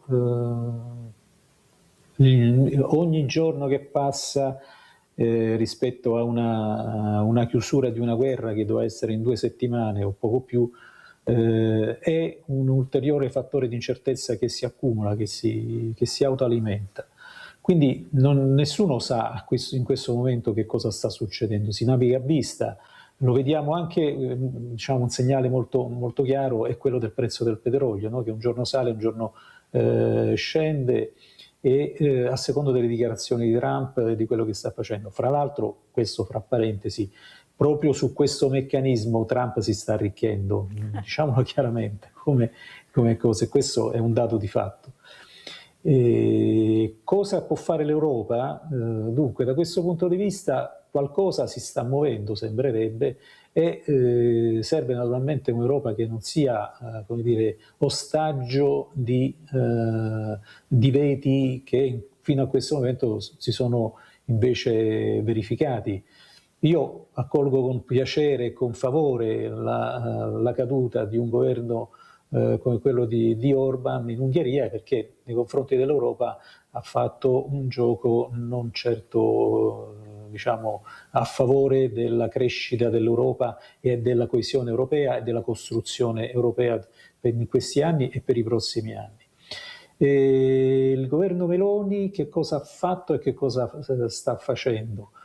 E di fronte a fenomeni così importanti, naturalmente, è difficile capire come la capacità, il margine di manovra di un governo come quello italiano, che, diciamo la verità, dal punto di vista economico l'Italia è comunque una media potenza, non va oltre, no? Il suo peso è molto legato naturalmente alla capacità di stare in Europa, perché attraverso l'Europa rafforza sicuramente la sua posizione a livello mondiale. Questo soltanto per dire, buona parte delle esportazioni italiane che hanno raggiunto i 700 miliardi negli ultimi anni vanno in Europa, quindi è naturale che questo ambito è fondamentale per la tenuta del Paese. Forse il governo Meloni era partito in maniera un po' più contrastata rispetto agli obiettivi europei, adesso mi sembra che si sia un po' allineata, ha perso qualche secondo me alleato scomodo, appunto come Orban, e in prospettiva potrebbe cercare di di continuare su questa strada. Molto viene, diciamo, c'è anche, come dire, una certa distanza fra quello che si era dichiarato e quello che si è ottenuto. Dottor Toma, la fermo un secondo perché abbiamo Nadia in linea, se no mi cade la linea, vai. Buongiorno ai Ciao, tuoi ospiti. Volevo chiedere al signor Forcolin, allora, a chi può essere che può levare l'IMU, diciamo, dalla seconda casa? È il comune o è lo Stato? È una legge statale? Volevo chiedere questo perché i miei genitori mi hanno lasciato la casa dove abito da 40 anni e l'appartamento attaccato alla casa dove abito io, c'è l'appartamentino di miei genitori. Quando sono mancati, di conseguenza è rimasto tutto a me. Io l'ho dato in comodato uso a mio figlio. Comodato uso gratuito, lo dice la parola. E perché devo pagare l'IMU? Anche sul terreno non siamo coltivatori diretti e abbiamo 8.000 metri, cioè esiste così la casa da 50 anni che abitiamo qua. Non trovo giusto che pagare l'IMU su un terreno agricolo che non usufruisco, non ho nessun reddito e neanche della casa. Questa legge dovrebbe essere rivista. Siamo io e mio marito e mio figlio che abita a fianco. E per lui è la prima casa.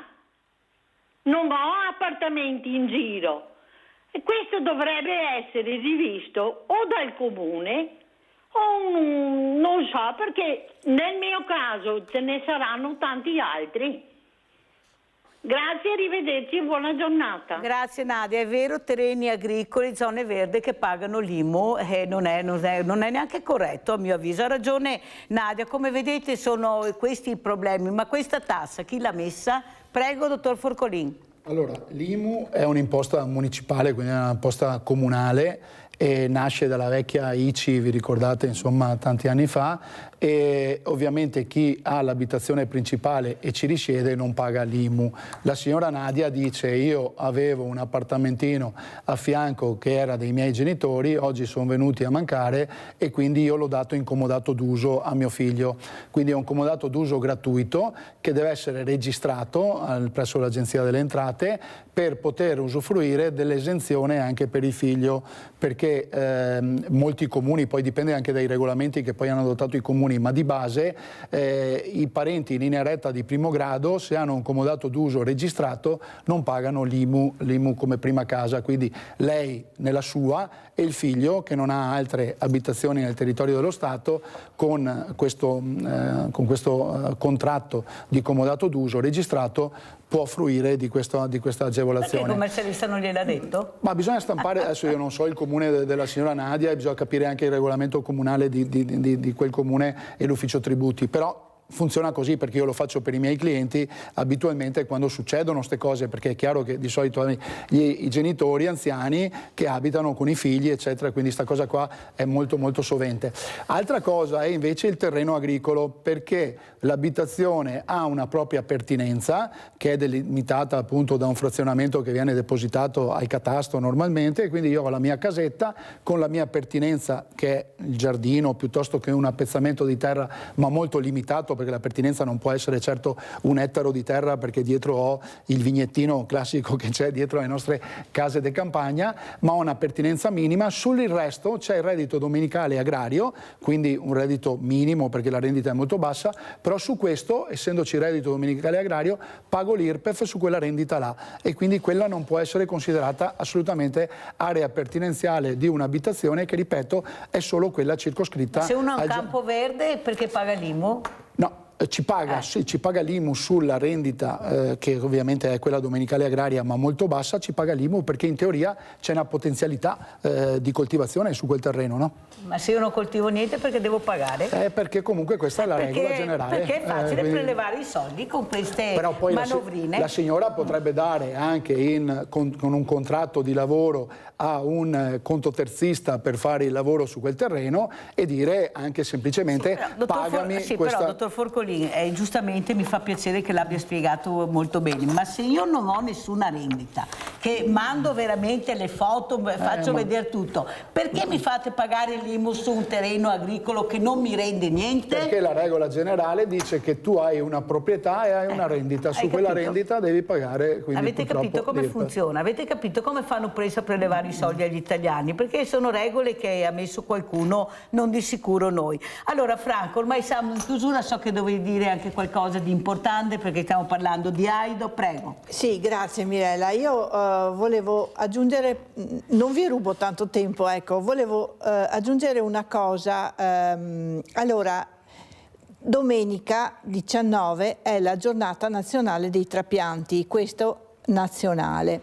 Allora noi ci stiamo avvicinando come Aido, ci stiamo avvicinando pian piano cercando di fare la maggiore sensibilizzazione possibile.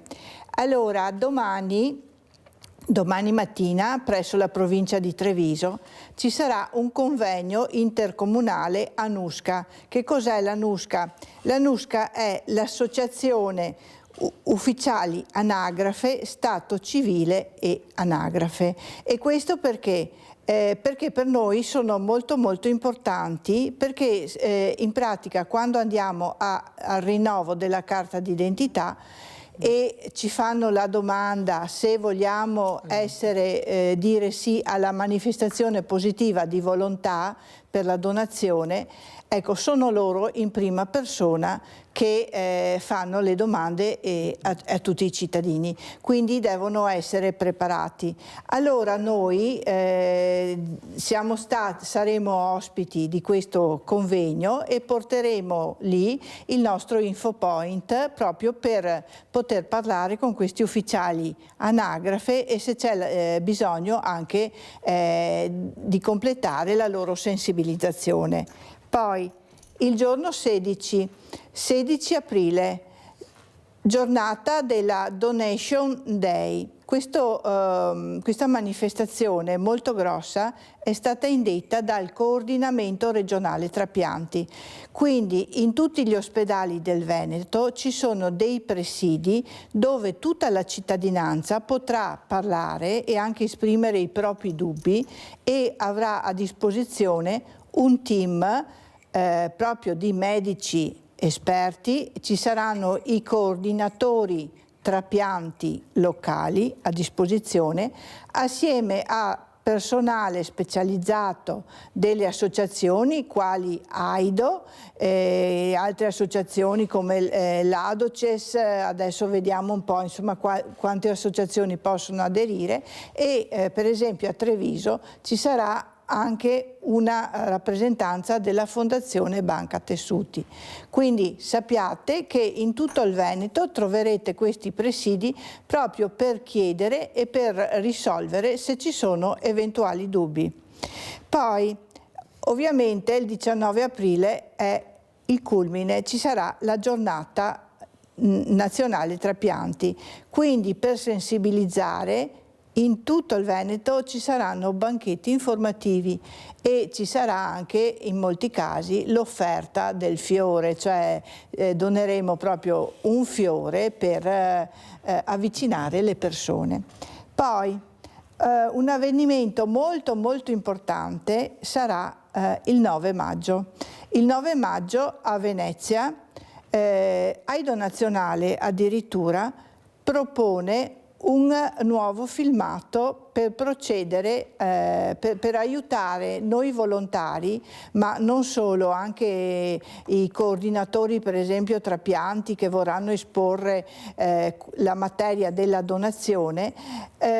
Ci sarà quindi a Venezia la presentazione di un cortometraggio che si chiama Briciole al cielo.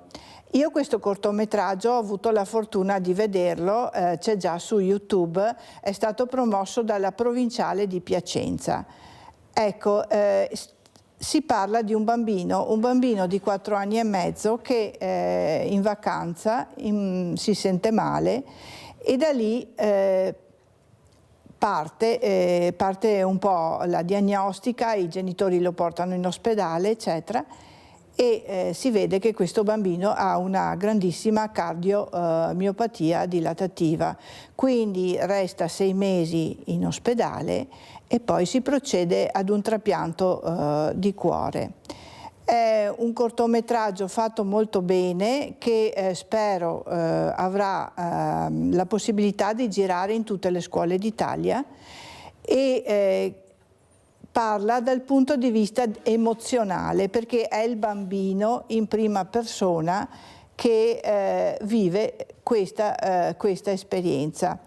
Ecco, poi volevo anche dire che tutto questo lavoro che viene fatto da noi volontari AIDO, a volte le persone al di fuori possono dire: ma voi, perché lavorate così tanto? Perché cercate?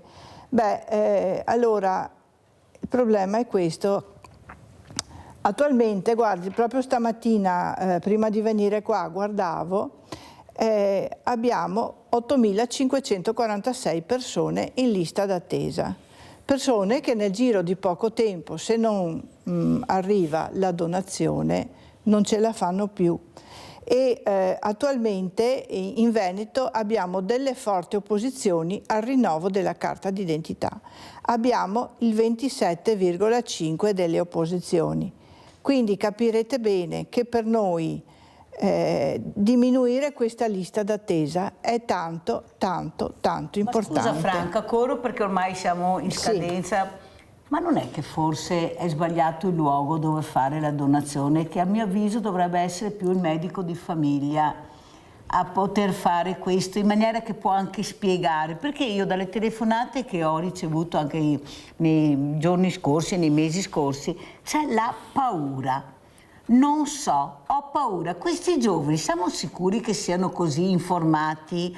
Oppure che hanno bisogno di un supporto informativo che non può fare di sicuro l'anagrafe nel momento che vai a fare il rinnovo? Cosa ne pensa, dottor Toma? Veloce, poi chiudiamo, prego.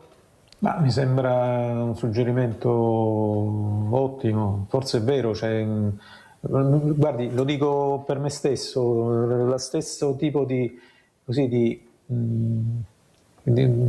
sono rimasto, quando me l'hanno chiesto, quando ho rinnovato la carta d'identità, ho dovuto fare un po' mente locale per capire bene a che cosa stavo dando il mio consenso. Quindi certo, il medico di medicina generale è la persona che conosce la persona, conosce il suo percorso di salute e quindi effettivamente potrebbe essere la persona giusta per informare. Naturalmente questo bisognerebbe sentire cosa ne pensano i medici di medicina generale.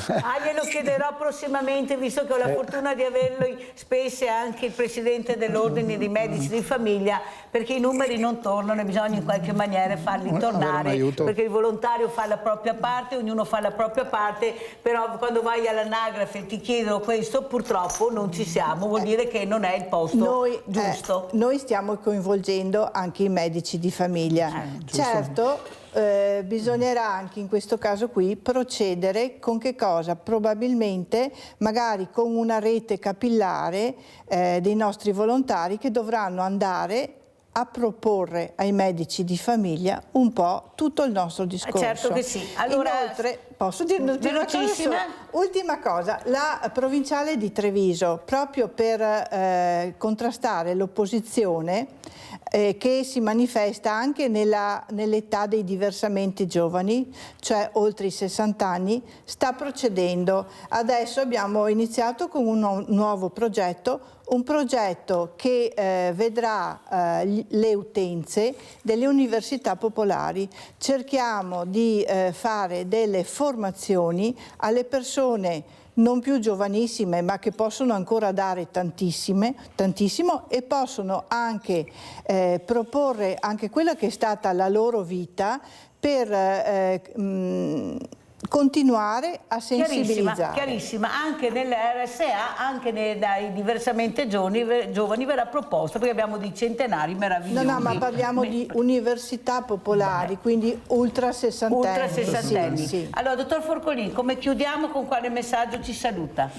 Ma il messaggio, io sono sempre positivo e cerco di vedere sempre, come dicevo prima, il bicchiere mezzo pieno, però è altrettanto vero che alla politica queste tue trasmissioni, lo diciamo sempre, servono per sensibilizzare anche quella che è l'opinione pubblica. Da una parte le telefonate sono meravigliose perché arrivano su quelli che sono i problemi di tutti i giorni. Abbiamo sentito Nadia, abbiamo sentito altre telefonate che toccano questo sistema, però alla politica il messaggio è proprio quello di saper ascoltare, soprattutto in questo momento particolarmente difficile per la nostra economia e per le nostre famiglie. E oltre ad ascoltare poi intervenire, ovviamente, perché i progetti li hanno, basta solo che li prendano in considerazione quelli validi. Grazie veramente, grazie al dottor Andrea Toma, collegato con noi con il Censis da Roma, grazie a Gianluca Forcolin, dottor Gianluca Forcolin, libero professionista ma politico di lungo corso, adesso responsabile di Forza Italia. Grazie anche a Franca Gasparini, coordinatrice AIDO sia di Treviso che regionale. Grazie, pubblicità. Grazie.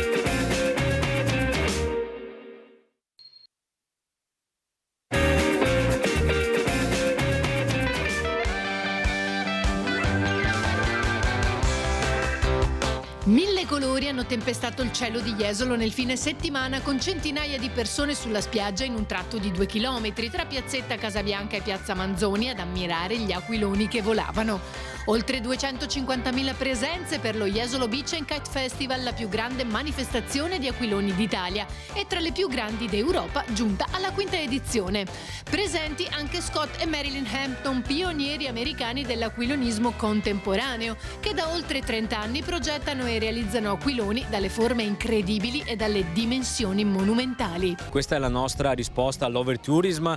Noi riteniamo che la crescita di Jesolo debba concentrarsi soprattutto nei mesi non estivi, e quindi abbiamo creato un sistema che attraverso le manifestazioni, attraverso i servizi, attraverso la cultura come J-Museo, attraverso il territorio, riesce a generare attrattività per Jesolo soprattutto nei mesi non estivi, e aprile, che fino a qualche anno fa era un mese sicuramente interessante ma non a questi livelli, sta diventando ad esempio un mese a tutti gli effetti di alta stagione. Questa è la strada, la vera strada che Jesolo dovrà percorrere nei prossimi anni, quindi creare un'offerta turistica ricettiva a 12 mesi l'anno. È una strategia giusta, corretta e anche, come posso dire, anche calcolata, insomma, e che si sposti così c'è la possibilità appunto di avere la stagionalità più lunga da fine marzo fino a ottobre, con gli eventi, i grossi eventi che appunto arrivano all'inizio e alla coda della stagione. Cuore pulsante dello show arena centrale per le esibizioni degli aquiloni acrobatici con i migliori piloti al mondo nelle varie discipline.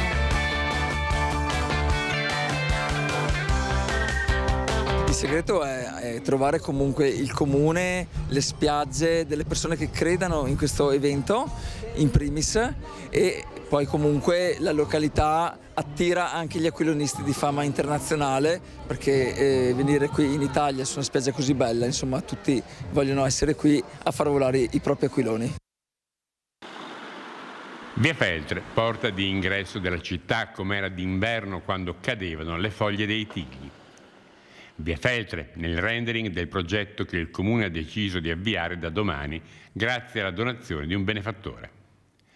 Via Feltre come è oggi e come non sarà più da domani.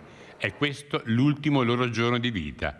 Da domani infatti è previsto l'abbattimento e Italia Nostra ha voluto spiegare le sue ragioni. Noi abbiamo fatto anche una richiesta di intervento dei carabinieri forestali, in quanto in questo momento dell'anno le piante sono nello stato di germinazione. Per giunta mi riferiscono che ci sono anche uccellini su queste piante ed è un reato penale distruggere i nidi degli uccellini. Oltretutto è anche proibito dalla legge nazionale e dalla legge europea tagliare le piante nel periodo da marzo a settembre. Quindi ci sono una doppia motivazione che sconsigliano questo intervento adesso. Contro l'abbattimento degli alberi, in sole 24 ore, in una petizione popolare, sono state raccolte oltre 1700 firme e sempre sulla questione hanno preso posizione partiti come il PD e associazioni come la FIAB. Noi non è che siamo contrari alla riqualificazione di via Feltre, ci rendiamo conto benissimo che c'è bisogno di manutenzione e di ristrutturazione.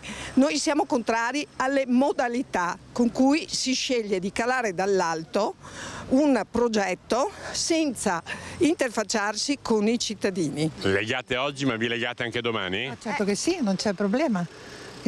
Sì, sicuro. Chiedo un permesso dal lavoro per venire qui a legarmi domani, perché non possono farci questa cosa che non è accettabile. Una situazione delicata che non sembrerebbe avere alcuna possibilità di modifica. La delegazione di Italia Nostra ha chiesto udienza al sindaco, ma l'appuntamento sarà per mercoledì, a cose fatte, il che spinge Italia Nostra a valutare possibilità di procedere con denunce anche in ambito penale. Su 147 tigli deve essere effettuato, dilazionato in 5 anni, come prevede anche un'ordinanza del Tribunale di Torino. Perché? Gli alberi danno benessere e salute al cittadino e l'eliminazione delle alberate lede il diritto alla salute dei cittadini. Allora saluto e ringrazio Anna Chiara Sarto, mi fa piacere rivederti Anna Chiara, grazie, un pezzo che non ci vediamo. Allora presentati per chi non ti conosce, perché lei è una cittadina che si è messa in prima linea, non c'è niente da fare, ha deciso anche lei, come avete sentito, anche queste donne, sempre questa figura femminile che tiene molto all'ambiente, che vuole capire cosa sta succedendo, forse interfacciarsi anche prima, interloquire anche prima con queste realtà non sarebbe male per spiegare se veramente vanno abbattuti questi alberi o se si può fare qualcos'altro. Allora Anna Chiara, chi sei? Prego. Buongiorno Mirella, buongiorno ai telespettatori e alle telespettatrici, è un vero piacere tornare insieme a voi. Io sono Anna Chiara Sarto, direttrice di Protection for Kids, che significa protezione per i bambini. Protection for Kids è un'organizzazione che nasce in Veneto ormai 7 anni fa e si occupa di tutelare i diritti primari dei bambini e delle bambine in Italia e all'estero. Ho messo questo servizio perché veramente voglio fare un grande abbraccio a quella famiglia che ha perso la bambina di 12 anni, la ragazzina di 12 anni, proprio perché un albero è caduto e purtroppo non c'è stato verso di salvarla. Pensate cosa sta succedendo nel nostro territorio, è diventato di una fragilità unica e che poi colpisce le fragilità, tipo questa bambina che stava aspettando tranquillamente che passasse questo mezzo di trasporto, che stava camminando ed è arrivato questo albero. Cos'è, Anna Chiara, che ti preoccupa di più in questo momento? Tu che giri non solo l'Italia, l'Europa e il mondo per portare aiuto a queste fragilità, specialmente ai più piccoli, agli ultimi. Prego Anna Chiara. Ma sicuramente i dati sono un qualcosa di estremamente allarmante per noi che ci occupiamo tutti i giorni di contrastare quelli che sono i reati contro i bambini e le bambine, e i dati sono molto chiari. Il reato di quale noi ci occupiamo, che è la tratta di bambini, quindi lo sfruttamento sessuale commerciale connesso a quello che è il reato della tratta di bambini, è un reato che è in estrema crescita, soprattutto dopo il Covid, dopo il 2019, ed è, se pensiamo, il reato in maggior crescita rispetto a tutti i reati, quindi più del traffico di droga, più del traffico di armi. La tratta di bambini è il reato che si sta evolvendo in maniera più veloce, e questo sicuramente è quello che a noi che ci occupiamo tutti i giorni per contrastare questo tipo di crimini che ci fa preoccupare di più in assoluto. Abbiamo Paola da Campo San Piero. Ciao Paola. Ciao Milena, buona giornata. Parlo un attimo degli ospiti che avevi prima. Sì. Per telefonare a Giusy, se può fare, non so se si può cambiare, una donazione al figlio. Al figlio. La Nadia era. La Nadia può fare una donazione al figlio, e anche mia mamma ha fatto una donazione, e un avvocato mi ha detto la mamma è stata brava, non ci sono tasse di successione, queste cose qua, e si può vedere se riesce a cambiare così, no? Sì, insomma, è una cosa legale, non è un...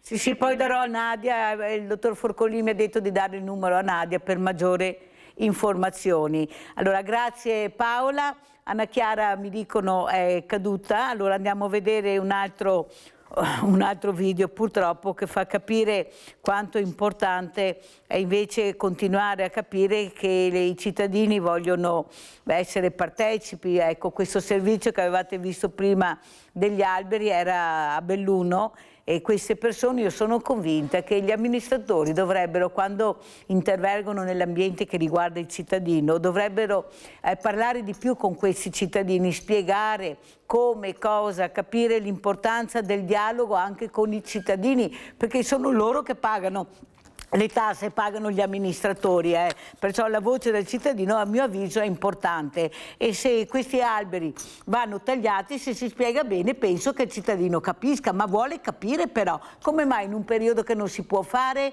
ma lo fanno proprio adesso dove ci sono gli alberi fioriti e gli uccellini, prima no? Ecco, perché però vedi, il problema è che quando c'è il morto, allora tutti si movimentano, allora non ci sono più date, regole, l'importante è tagliare, tagliare. Anna Chiara, so che sei ritornata, ecco, questo parlare, dialogare, far capire anche cosa c'è nel mondo di fragilità, ecco, i numeri che hai dato fanno rabbrividire. Prego, e vediamo anche le foto che ha mandato Anna Chiara, per cortesia. Prego Anna Chiara. Sì, noi con Protection for Kids ci occupiamo giornalmente con i miei colleghi e le mie colleghe a fare sensibilizzazione rispetto a questi reati, nel senso che come si stava dicendo appunto adesso in trasmissione, molto spesso si interviene quando è troppo tardi, cioè quando il problema è già avvenuto, e noi invece cerchiamo di fare attività di sensibilizzazione come quelle che state vedendo in questo momento sugli schermi, come un evento che abbiamo fatto sabato proprio in Villa Lattes con quasi 100 partecipanti, per fare sensibilizzazione e diffondere quelle che sono le buone pratiche sia ai bambini che alle bambine, ma soprattutto ai genitori. Cos'è che ti colpisce di più, Anna Chiara? Sono anni che tu ti batti, che cerchi, e anche hai rischiato anche veramente molto grosso, però ecco, l'impegno che ti hai ripresa superava certi ostacoli. Cos'è che ti ha colpito di più in quello che tu riuscivi a scoprire e a vedere? Prego. Ma sicuramente uno dei motivi più grandi per i quali continuo a fare questo lavoro nonostante le difficoltà, nonostante i pericoli, è sicuramente quello che provo quando sono in missione e incontro gli sguardi dei genitori dei bambini che stiamo aiutando. Quello è sicuramente uno dei momenti che in assoluto ci riempie il cuore di gioia nonostante i sacrifici, come le immagini che vedete adesso. Abbiamo portato i bambini arrivati dalla guerra di Gaza a fare un percorso di ipoterapia, e queste sono alcune delle attività che facciamo con i bambini. Incontrare gli sguardi dei genitori quando vedono chi come noi si impegna tutti i giorni per aiutare i loro figli e le loro figlie è un qualcosa che veramente ci dà la motivazione costante per fare quello che facciamo tutti i giorni. Anna Chiara, un'altra cosa importante, ecco, come vedi la politica, sia anche la politica europea, la politica mondiale, riguardo a temi così delicati, questi bambini che non si possono difendere da soli, questi genitori che non si rendono neppure conto di quanto male possono fare? Prego. Ma allora sicuramente i dati parlano chiaro in questo ambito, nel senso che quando si è in situazioni di emergenza, come per esempio in guerra, i bambini sono sempre le prime vittime, perché i bambini sono in una fase di crescita, essendo in una fase di crescita sono in una fase di alta vulnerabilità, e per crescere hanno bisogno di delle strutture che gli consentano di crescere in maniera sicura e protetta, e molto spesso vediamo che durante le guerre queste strutture, come per esempio scuole e ospedali, che sono strutture civili, nonostante questo, nonostante il diritto umanitario che lo vieti, vengono colpite. E allora in questo caso si mettono a rischio proprio quelli che sono la parte più fragile della nostra società, che sono i bambini. E quindi anche per questo noi ci muoviamo sempre nelle situazioni di emergenza e andiamo a dare supporto garantendo i diritti primari, quindi diritto al cibo, diritto a uno spazio sicuro, diritto alle cure mediche, a quelli che sono i bambini e le bambine in questi stati. Sicuramente le guerre e il teatro del mondo ce lo sta presentando ogni giorno, sono uno dei rischi più grandi per i bambini e le bambine. Allora, vediamo anche questo attacco che ha ricevuto purtroppo il Papa da questo presidente degli Stati Uniti, Trump, e soprattutto come il mondo del volontariato ha reagito a questo, il mondo del volontariato che è contro le guerre, lo dice anche Anna Chiara Sarto, i giovani sono contro le guerre, non vogliono sentirne parlare. Andiamo a sentire. Rammarico per le parole a lui rivolte nelle scorse ore dal presidente USA Donald Trump e unendosi a quanto affermato dal presidente dei vescovi USA, ricorda che il Papa non è una controparte politica, ma il successore di Pietro chiamato a servire il Vangelo, la verità e la pace. In un tempo segnato da conflitti e tensioni internazionali, la sua voce rappresenta un richiamo esigente alla dignità della persona, al dialogo e alla responsabilità. Le chiese che sono in Italia rinnovano al Papa vicinanza e affetto, auspicando da parte di tutti rispetto per la sua persona e per il suo ministero. Così la CEI, dopo il duro attacco di Donald Trump nei confronti del pontefice, parole che ha fatto sue anche il vescovo di Treviso, Monsignor Michele Tomasi. E mentre la Chiesa e la politica si schierano al fianco di Papa Leone, i cittadini criticano aspramente il presidente americano. È un attacco duro, sì. Dal personaggio si può aspettare questo e altro, perché se avevano fatto un posto che lui era Papa e l'ha fatto diventare Papa lui, ha detto. Pensa che in che mani siamo? Che Trump non merita niente. E un'altra cosa, se avete osservato, Trump non è mai venuto in Italia quando c'è il Papa nuovo. Una vergogna, veramente. A me non piace tanto quello. Che sia un Papa non credo che a Trump importi molto. È qualcuno che lo ha contraddetto, per cui non ammette una cosa del genere. Ecco, il mondo del volontariato, Anna Chiara, è veramente in subbuglio, trova veramente incredibile queste parole. Il Papa fa la sua parte, fa il suo lavoro, il Papa è per la pace, non per la guerra, il Papa non ha fine finché vive, mentre i mandati di Trump avranno anche fine. Ecco, come vedi questa uscita che penso anche gran parte degli americani non abbiano condiviso? Prego. Ma allora sicuramente io credo che sia un'uscita non condivisa da parte di chi ha dei valori, nel senso che essere nel mondo del volontariato o meno, credo che chi abbia i valori, quelli con i quali almeno a me i miei genitori hanno cresciuto, si debba e sia giusto che si indegni dinanzi a questo tipo di episodi. E sicuramente però una cosa che non dobbiamo dimenticarci è che se Trump oggi c'è e governa è perché è stato votato, e quindi i cittadini e le cittadine devono sentirsi una grande responsabilità non solo a criticare dopo, ma anche quando c'è il momento del voto, di scendere, andare a votare e quindi riprendersi questo diritto che c'è stato dopo tanti anni e lotte garantito, e andare a votare per quello che credono, perché è giusto indignarsi e bisogna indignarsi, però allo stesso tempo bisogna anche votare e votare per ciò che si crede. Molto chiare, ti ringrazio per queste parole, ve lo siete voluto, adesso arrangiato, il problema è che sta facendo del male al mondo intero, questa è la verità, e soprattutto abbiamo sentito prima che sta diventando anche sempre più ricco, questo è un dato di fatto. Abbiamo Mirko da Padova, ciao Mirko. Buongiorno signora Mirella. Che piacere sentirti, dove sei stato? Vi seguo sempre, che non vi voglio disturbare in continuazione. Faccio sempre un complimento alla sua trasmissione, ai suoi collaboratori e ai suoi ospiti, che sono sempre persone meravigliose per quello che fanno e quello che trasmettono agli spettatori. Volevo dire una cosa, che mi trovo d'accordo con la signora della seconda casa, tutto quanto, però io se fossi la signora mi andrei a accendere un candelotto a Sant'Antonio di avere 2 appartamenti, il pezzo di terra.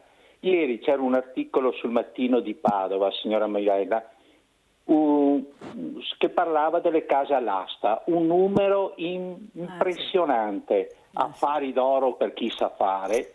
Poi vado a vedere le foto di questi appartamenti, signora Mirella, dato che lei ha questo suo ospite e mi ha colto l'occasione di telefonare, e vedo le camere dei bambini, case che questi avranno comprato col mutuo, che non ce l'hanno più fatta perché, e vengono abbandonate. Quello che mi toglie il cuore è vedere queste camere dei bambini. Ecco. E ieri c'erano questi affari che vanno a fare il valore e poi vengono vendute col 59-60% in meno di quello che era il valore al momento dato. E vedo queste camere dei bambini. Quello che mi toglie, guardi, alla notte non dormo perché penso a queste famiglie che abbandonano la casa, che nessuno si preoccupa. Stiamo a parlare di Trump, del Papa, che stanno bene, sono miliardari tutti e due, vivono nel benessere, e abbiamo questa povera gente che abbandonano le case. Dunque anche la signora, anche se paga un po' di IMU, mi creda, non è nulla a confronto. Compri il Mattino di ieri e vada a vedere queste case che vengono tolte a queste persone nella disperazione, perché poi penso, signora Mirella, che se hanno bambini e gli tolgono queste case saranno nella disperazione assoluta. Ecco, questo non è l'IMU quello che verifica questo. Sono d'accordo con la signora a pagare le tasse, sono d'accordo anch'io, a volte non trovo giusto, ma quello che resta esterrefatto, e ho piacere di una risposta dal suo ospite, è quando apro queste finestre di questi appartamenti e vedo le camere dei bambini. La saluto e sempre complimenti, signora Mirella. Grazie a te, caro Mirko. Allora, Anna Chiaro, i bambini, come dice il nostro Mirko, lui ha spiegato tempo fa la sua situazione di bambino, per quello a lui, ecco, veramente stringe il cuore vedere questi abbandoni, ecco, questi bambini che non hanno più le loro camerette. I bambini sono sempre al centro dell'attenzione di Anna Chiara Sarto. Prego.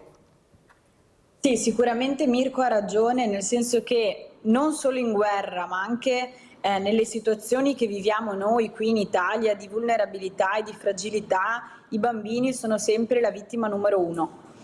E questo è un qualcosa che va tenuto in considerazione e che noi come Protection for Kids teniamo in considerazione. E molto spesso veniamo citati per il lavoro che facciamo all'estero, però è da 7 anni, da quando siamo nati, che lavoriamo e siamo partiti a lavorare dal Veneto e dall'Italia. E una cosa che va anche detta è che vediamo che quando andiamo nelle scuole, dai bambini e dalle bambine del Veneto e di tutta Italia, vediamo che c'è tanto bisogno di parlare, di confrontarsi, perché molto spesso i bambini e le bambine che incontriamo, sì, magari è vero che al giorno d'oggi vivono tanti problemi legati al mondo dei social network, ma sono anche bambini e bambine che hanno bisogno di confronto umano, di tornare a quello che è il confronto umano. Quindi noi in questo momento stiamo cercando persone che possano sostenerci e aiutarci per permetterci di andare avanti a portare queste azioni nelle scuole, perché è importantissimo che i bambini possano continuare ad avere quel confronto di cui hanno bisogno e che chiedono. Abbiamo Luciano da Desenzano. Ciao Luciano. Ciao Mirella, buongiorno alla signora Anna Chiara. Vorrei dire... Buongiorno. Buongiorno. Vorrei dire piccole cose senza offendere nessuno. No, ma questo Papa non è che lo sentiamo tutti i giorni, ma ha detto qualcosa per i 30.000, 40.000 morti giovani in Iran, e poi anche prima e anche adesso li impiccano ancora. L'altra cosa, chiama fratelli le guerre, quante guerre ha fatto finire un Papa. L'altra cosa, chiama fratelli i musulmani, e specialmente in Nigeria, no? Ne uccidono decine quasi tutti i giorni. 20 cristiani al giorno muoiono sulla terra. E questo che dico senza offesa, Trump, io penso che pensava che il popolo, come ha fatto i nostri partigiani, il popolo che è contro gli Ayatollah, contro i barboni li chiamo, si sollevasse, e che purtroppo non hanno le armi là, e il popolo non ha potuto. Sono dal 79 che fanno massacri questi sul loro popolo e danno le armi a Hezbollah in Libano, questi mandano i missili in Israele. Israele cosa deve fare, Mirella? Danno le armi a tutti i terroristi della terra, questi dell'Iran. Vi saluto, buongiorno e grazie. Abbiamo sentito le riflessioni del nostro Luciano Desenzano del Garda. Tu invece che giri il mondo, che sai cosa vuol dire la fragilità, non potersi difendere, specialmente i bambini, guardate che è una cosa, voi non potete vedere quello che vede Anna Chiara e che vedo anch'io purtroppo a volte, che mi mandano queste foto, questi video che mi fanno rabbrividire, che non posso farvi vedere naturalmente, ma che mi mandano. Prego Anna Chiara.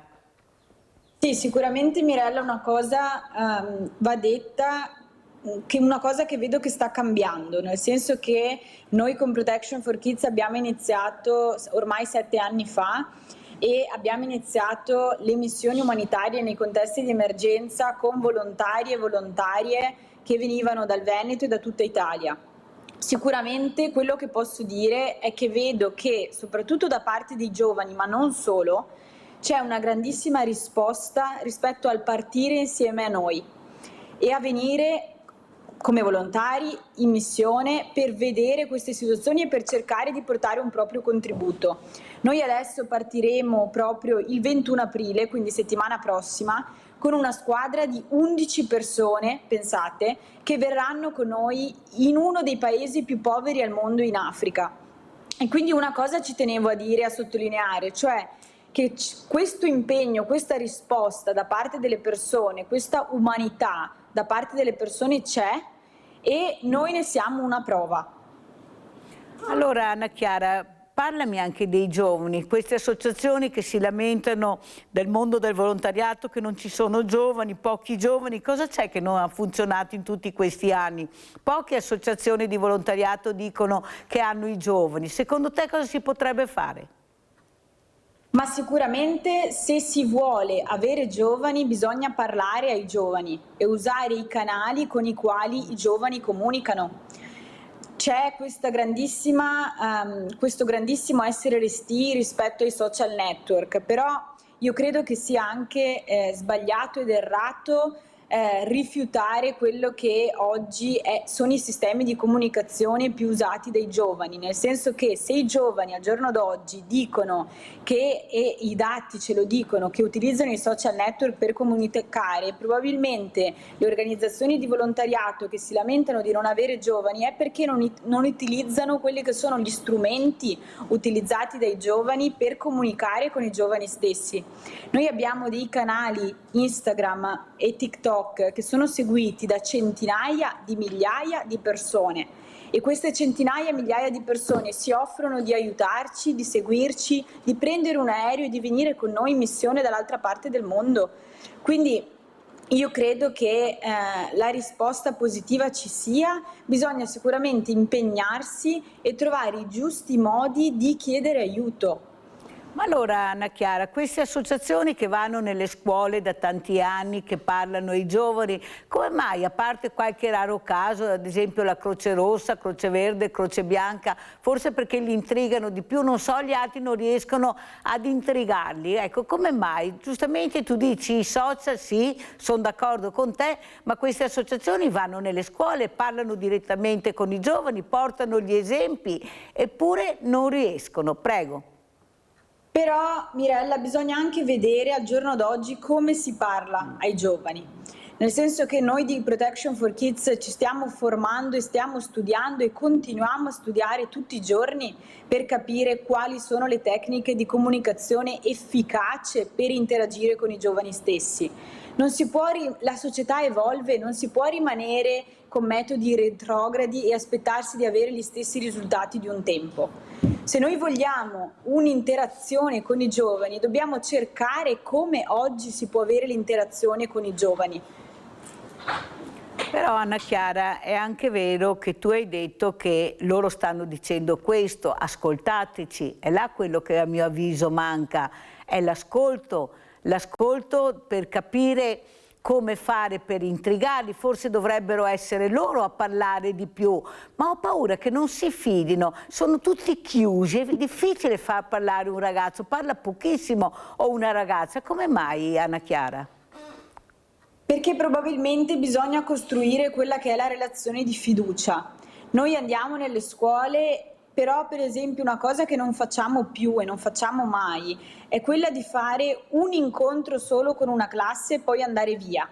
Perché per instaurare un legame, un rapporto di fiducia e far sì che i ragazzi ti ascoltino e ti parlino, bisogna far sì che ci sia il clima adatto per parlare e per ascoltare questi giovani. Però questo clima va costruito. E quindi vediamo che i progetti, anche adesso che è stata reintrodotta l'educazione civile, l'educazione civica, è importante far sì che ci possano essere più momenti con gli stessi giovani, perché pensiamo noi, per esempio, se incontriamo una persona un'ora, ci fideremmo di dire a questa persona determinate cose o di offrire a questa persona il nostro aiuto?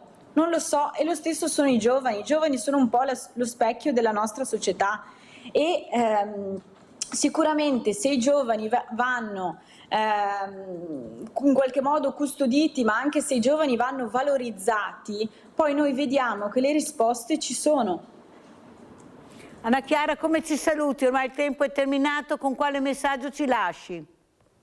Ma io vi ringrazio sempre per il vostro invito, è un piacere parlare con voi e parlare del mondo che ci circonda e del mondo nel quale viviamo. Quello che posso dire è che noi siamo sempre alla ricerca sia di volontari, di volontarie, di anche persone che ci sostengano, anche se magari non possono venire via direttamente con noi. Quindi vediamo se riprendiamo, se no la salutiamo. Non si riprende Anna Chiara, ma ormai ha mandato i saluti. Noi ringraziamo Anna Chiara Sarto, dirò alla regia di salutarla per noi perché si è bloccato il congegno, la trasmissione è terminata e noi adesso andiamo a vedere il vostro assegno a chi è andato. Questa volta ve lo dico, andremo a darlo ad Antonella e al suo carissimo Luca e Nicoletta, non Antonella ma Luca e Nicoletta, andremo a Spinea.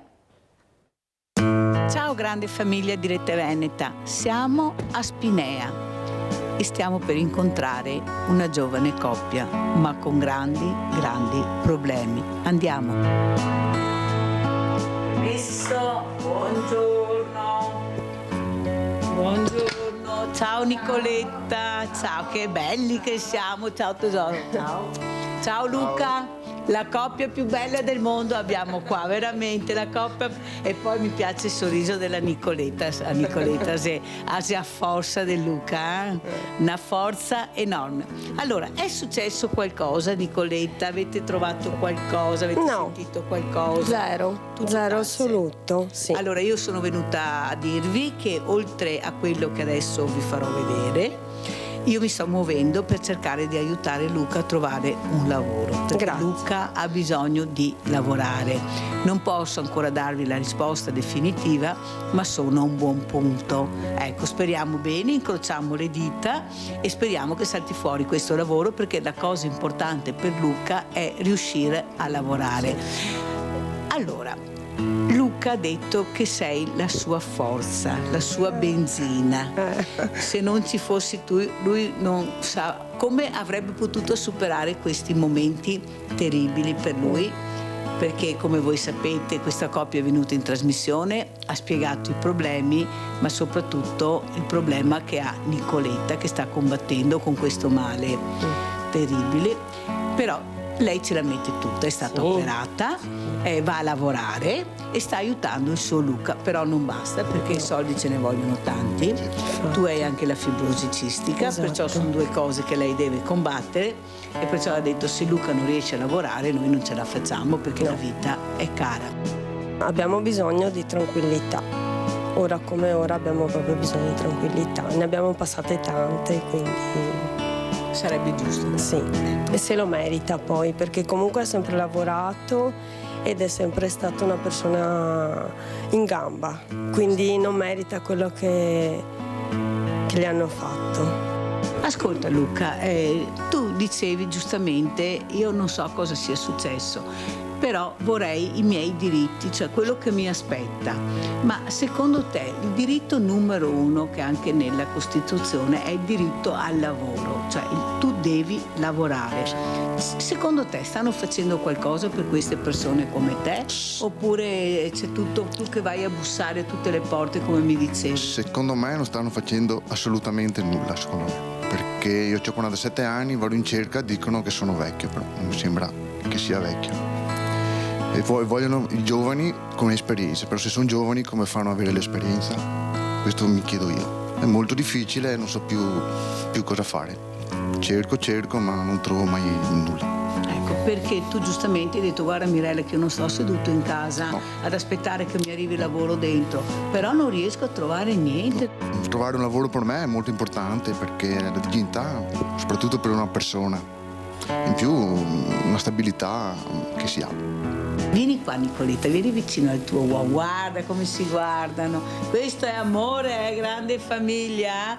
Io ho visto una foto che è la foto del loro matrimonio, già dalla foto si vede quanto bene si vogliono, erano proprio innamorati e sono ancora tanto innamorati. Allora, per cortesia, vi date un grosso bacio e questo sì, lo vogliamo perché un amore così grande deve terminare con un bacio bellissimo. Prego, a voi, cari. Che bella sta roba, che bella. Allora, dopo il bacio, io come faccio a non dare un assegno a questa coppia? Come fa? Allora, prendiamo l'assegno. Eccolo qua. Eccolo qua. L'assegno della grande famiglia lo diamo a Nicoletta che se lo merita, di più, anche a te Luca. Mi raccomando ragazzi di combattere, ma di combattere sempre perché io sono convinta che qualcosa succederà. Io sono convinta, veramente convinta che tu un lavoro lo troverai. E ecco, io ce la sto mettendo tutta e ti prometto che non mollerò e qualcosa salterà fuori. Un saluto che vuoi fare alla grande famiglia, cosa vuoi dire Nicoletta? Grazie a tutti, siete straordinari. Grazie a tutti e mi avete fatto felice oggi, veramente. E anche la Mirella vi dice ancora grazie. Ciao.